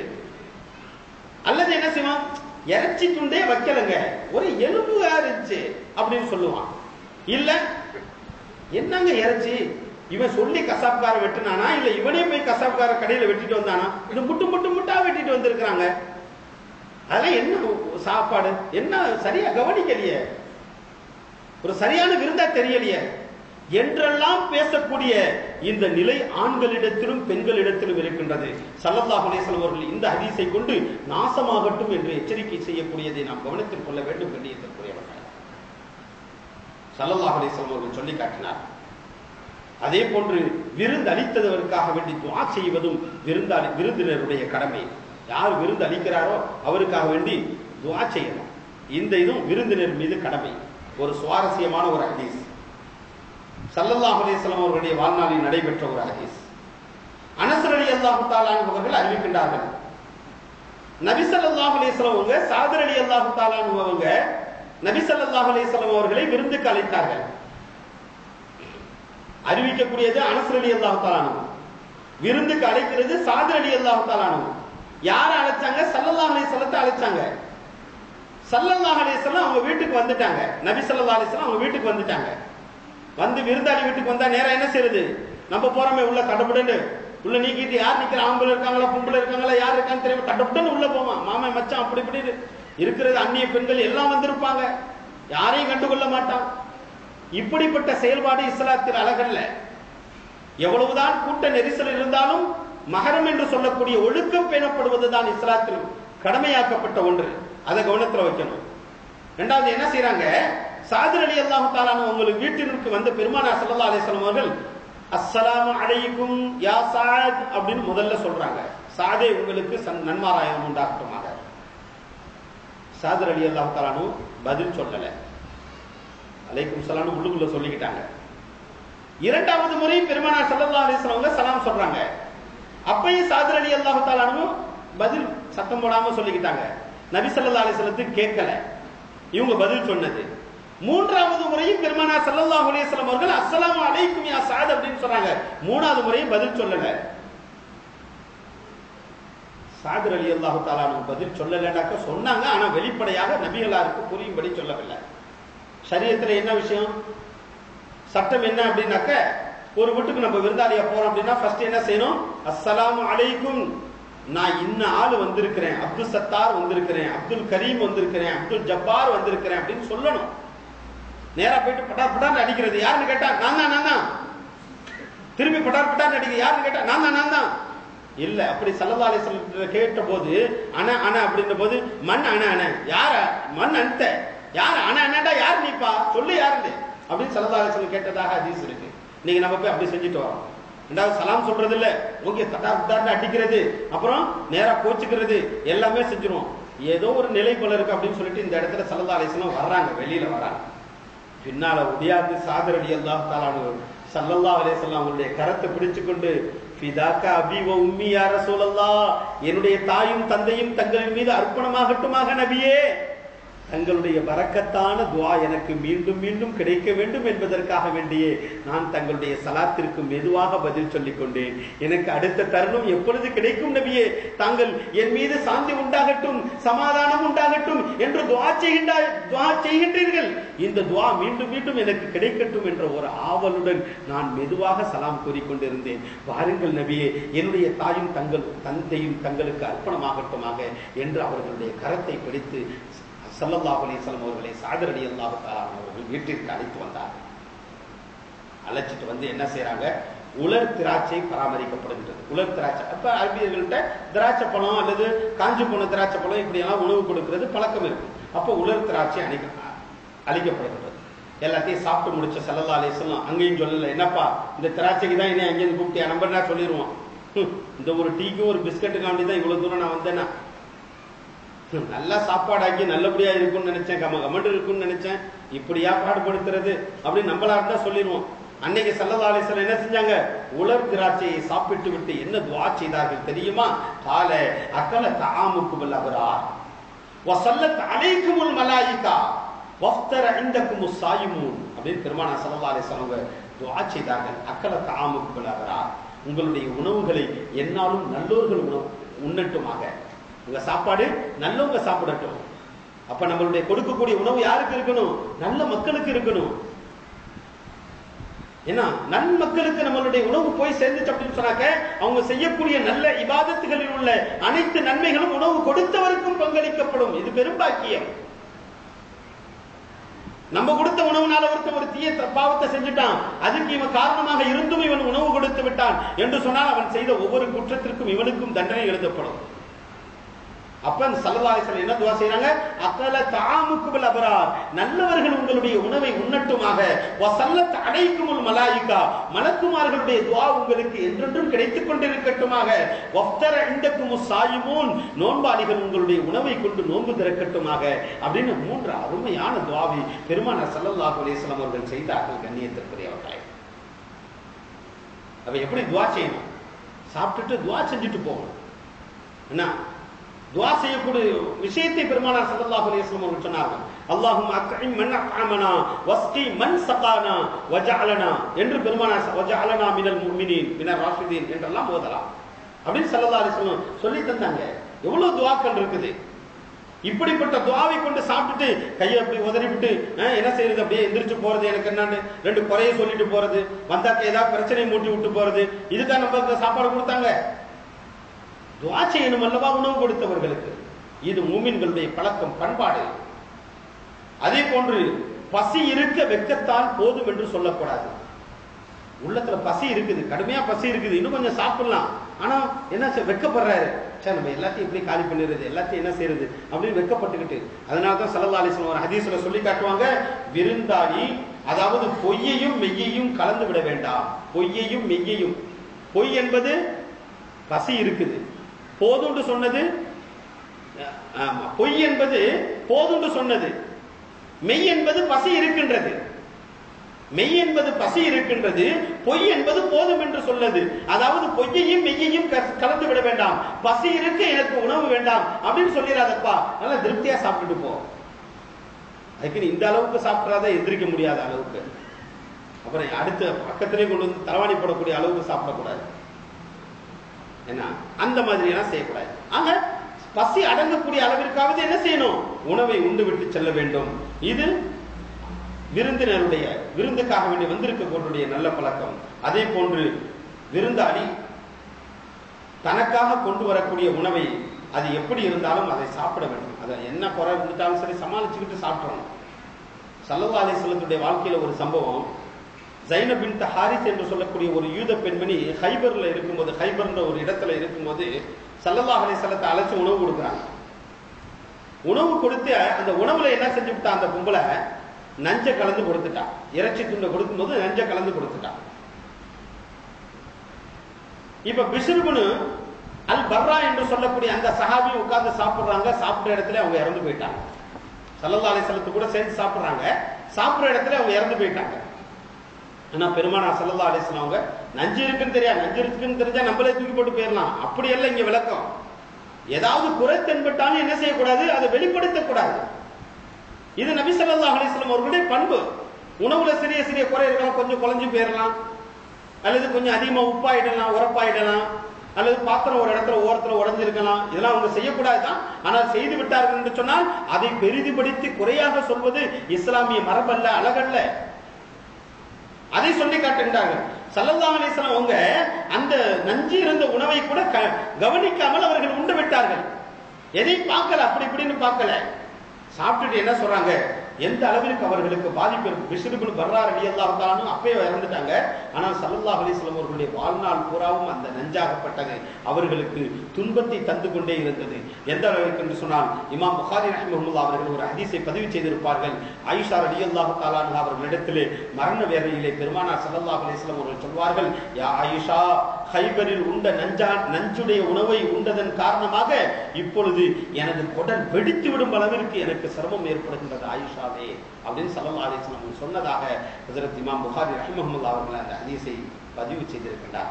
உணவை பார்த்து சாப்பிடணும், ஆனா பழித்து சாப்பிடக்கூடாது, பழிச்சிடக்கூடாது, உணவை பழிச்சிடக்கூடாது. இந்த உணவு இது இப்படித்தானே அப்படித்தானே அப்படின்னு சொல்லிட்டு என்ன செய்யக்கூடாது, பழிச்சிடக்கூடாது. சுவை இருந்தாலும் இல்லை இல்லைண்டா கூட சுவைச்சு சாப்பிடணும். ஸல்லல்லாஹு அலைஹி வஸல்லத்துடைய ஒரு பிரபலியமான ஒரு சம்பவம், ஒரு பெண்மணி மூதாட்டி என்ன செய்வாங்க, ஸல்லல்லாஹு அலைஹி வஸல்லத்துக்கு திராட்சையை கொண்டு வந்து கொடுப்பாங்க. ஸல்லல்லாஹு அலைஹி வஸல்லம் யாருக்குமே கொடுக்காம அதை அப்படியே சாப்பிடுவாங்க. சாப்பிட்டுட்டு அப்படியே சிரிப்போட மகிழ்ச்சியோட வெளிப்படுத்தி அந்த பெண்ணை அனுப்பிடுவாங்க. சஹாபாக்கள் கேட்பாங்க, யா ரசூலல்லாஹ், எந்த உணவு வந்துச்சுனாலும் எல்லாருக்கும் பங்கிட்டு கொடுப்பீங்களே, இதை மட்டும் கொடுக்கலையே அப்படின்னு சொல்லி கேட்டபோது ஸல்லல்லாஹு அலைஹி வஸல்லம் சொன்னாங்க, இதை நான் உங்களுக்கு கொடுத்திருந்தேனாக்க அப்பயே அந்த கிழவியை என்ன செஞ்சிருப்பீங்க, நீங்க மனது சங்கடப்பட வைத்திருப்பீர்கள். முகத்தை சுழிச்சு புளிக்குதேன்னு முகத்தை காமிச்சு இப்படியெல்லாம் நீங்க செஞ்சிருப்பீங்க. அந்த சிரமம் என்னோடு போகட்டும் அப்படிங்கிறதுக்காக நான் முகத்தை மாற்றிக்கொண்டு மகிழ்ச்சியாக கொண்டு வந்து அன்பளித்தவர்கள் பாசமாக இருக்கட்டும், மகிழ்ச்சி பொங்க இருக்கட்டும் என்பதற்காக வேண்டிய அந்த சிரமத்தை சுகித்துக் கொண்டு நான் சாப்பிட்டேன் என்று பெருமானார் ஸல்லல்லாஹு அலைஹி வஸல்லம் அவர்கள் சொன்னது நமக்கு தெரியாதா? அதே போன்று விருந்தாளி என்ன செய்யக்கூடாது, விருந்தாளி விருந்தினர் அவங்க நீங்க சாப்பிடுங்க அப்படின்னு சொல்றாது கடையில இவங்க சாப்பிடக்கூடாது. கொண்டு வந்து விருந்து வைக்கிறாரு, எல்லாத்தையும் வச்சு முடிச்சுன்னு சாப்பிடணும். இல்லாட்டி என்ன செய்வாரு, இட்லியை வச்சுட்டு சட்னி எடுக்க போவாரு, இட்லி காலியா போயிடும். அப்புறம் சட்னி இருக்கும், அப்புறம் சட்னி இருக்குதுன்னு இட்லி எடுக்க போவாரு, சட்னி காலியா போயிடும். இப்படித்தான் ஆகும். அதுக்காண்டி பண்பு என்ன, நல்ல பண்பு ஒழுக்கம் என்ன, வச்சிருக்க தொட்டுக்கரையெல்லாம் காலி பண்ணிடுவாரு. சிக்கன் 65 அடிச்சிருவாரு, அதுக்கு பிறகு சாப்பாடு எடுத்துட்டு வருவாங்க, சாப்பாடு காலி பண்ணிடுவாரு, அப்புறம் சாப்பாட்டுக்காண்டி தொட்டுக்கரை எடுக்க போவாங்க, அப்புறம் தொட்டுக்கரை இப்படியே ஆயிடும். அதுக்காண்டி விருந்தாளி வச்சு உண்ணுங்க, இப்ப சாப்பிடுங்க அப்படின்னு சொல்லும் போது அட்ஜஸ்ட் பண்ணி பேலன்ஸ் பண்ணி சாப்பிடும் போது வயிறு நிறையும், எதுவும் கம்மியா இல்லாம எல்லாம் கிடைக்கும். இதுவும் ஒரு பண்பு. அதே போன்று உணவு வரக்கூடிய திசையை பார்க்கறது, இங்க இருந்தானே சாப்பாடு வரும், அந்த ஜன்னலே பார்க்கறது. என்னடா எப்படா வரும் சாப்பாடு அப்படின்னு வரும். இன்னும் சாப்பாடு ஆக்கி வந்துருச்சா, மணி 12:40 ஆச்சு, என்ன ஆச்சு அப்படி ஒன்றும் தெரியலையாக்குன மாதிரி, வெளியிலேருந்து வருதா இல்ல இங்கதான் பண்டாரி வச்சு ஆக்குறாங்களா, இப்படி என்று சில சிந்தனை. அது மாதிரி விருந்தாளி வீட்டுக்கு போயிட்டு அங்க என்ன அடுப்பங்கரையே பார்க்க கூடாது, எப்ப வரும் சாப்பாடு ரெடியா வந்துருமா, இது பண்பல்ல, இப்படி செய்யக்கூடாது. அது மாதிரி கையை கழுவிட்டு உதறது, அது மாதிரி சாப்பாட்டுக்கு முதல்ல உதறது, அது மாதிரி சாப்பாட்டுக்கு பிறகு உதறது, அது மாதிரி நம்ம சாப்பிட்டு இருக்கக்கூடிய அந்த எச்சில் கையை எல்லா உணவுலையும் போட்டு கையை பறத்துறது. நம்ம சாப்பிடக்கூடிய அந்த வகையில வைக்கலாம். அங்க இருக்கு அதுல எல்லாம் அதுல கொஞ்சம் கையை விடுறான், இதுல கொஞ்சம் கையை விடுறான், இந்த மாதிரி எல்லாம் செய்யறது.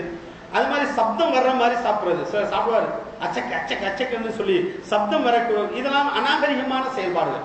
எலும்பை கடிப்பது, இறைச்சியை கடிப்பது, பிறருக்கு அசிங்கத்தை ஏற்படுத்தக்கூடிய விதத்தில் இதெல்லாம் உணவு அருந்தக்கூடியவர் செய்யக்கூடாது. அது மாதிரி நன்கு சாப்பிட வேண்டும். ஆனாலும் என்ன செய்யணும், அடுத்தவங்களுக்கும் சாப்பிட இருக்குதா அப்படின்னு கவனிச்சுக்கிட்டு சாப்பிடணும். வச்சது எல்லாத்தையும் காலி பண்ணிட்டு ஒன்றும் இல்லாம விட்டுவிட்டு கடைசியில பிள்ளையும் வீட்டில் இருக்கக்கூடிய பொம்பளைங்களும் பசியும் பட்டினியுமாக இருக்கக்கூடிய அளவிற்கு அந்த மாதிரி செய்யக்கூடாது. இப்படிப்பட்ட சில நல்ல பண்புகளை இஸ்லாம் வகுத்து தருகின்றது. இதுதான் கண்ணியத்திற்குரியவர்களே, இஸ்லாம் விருந்தோம்பலில் உள்ள சிறப்பை, விருந்தினருக்கும் விருந்து அளிப்பவர்களுக்கும் உள்ள பண்பாடுகளை குறித்து அழகாக பேசுகின்றது. இன்னும் ஏராளமான விளக்கங்கள் இருக்கின்றது.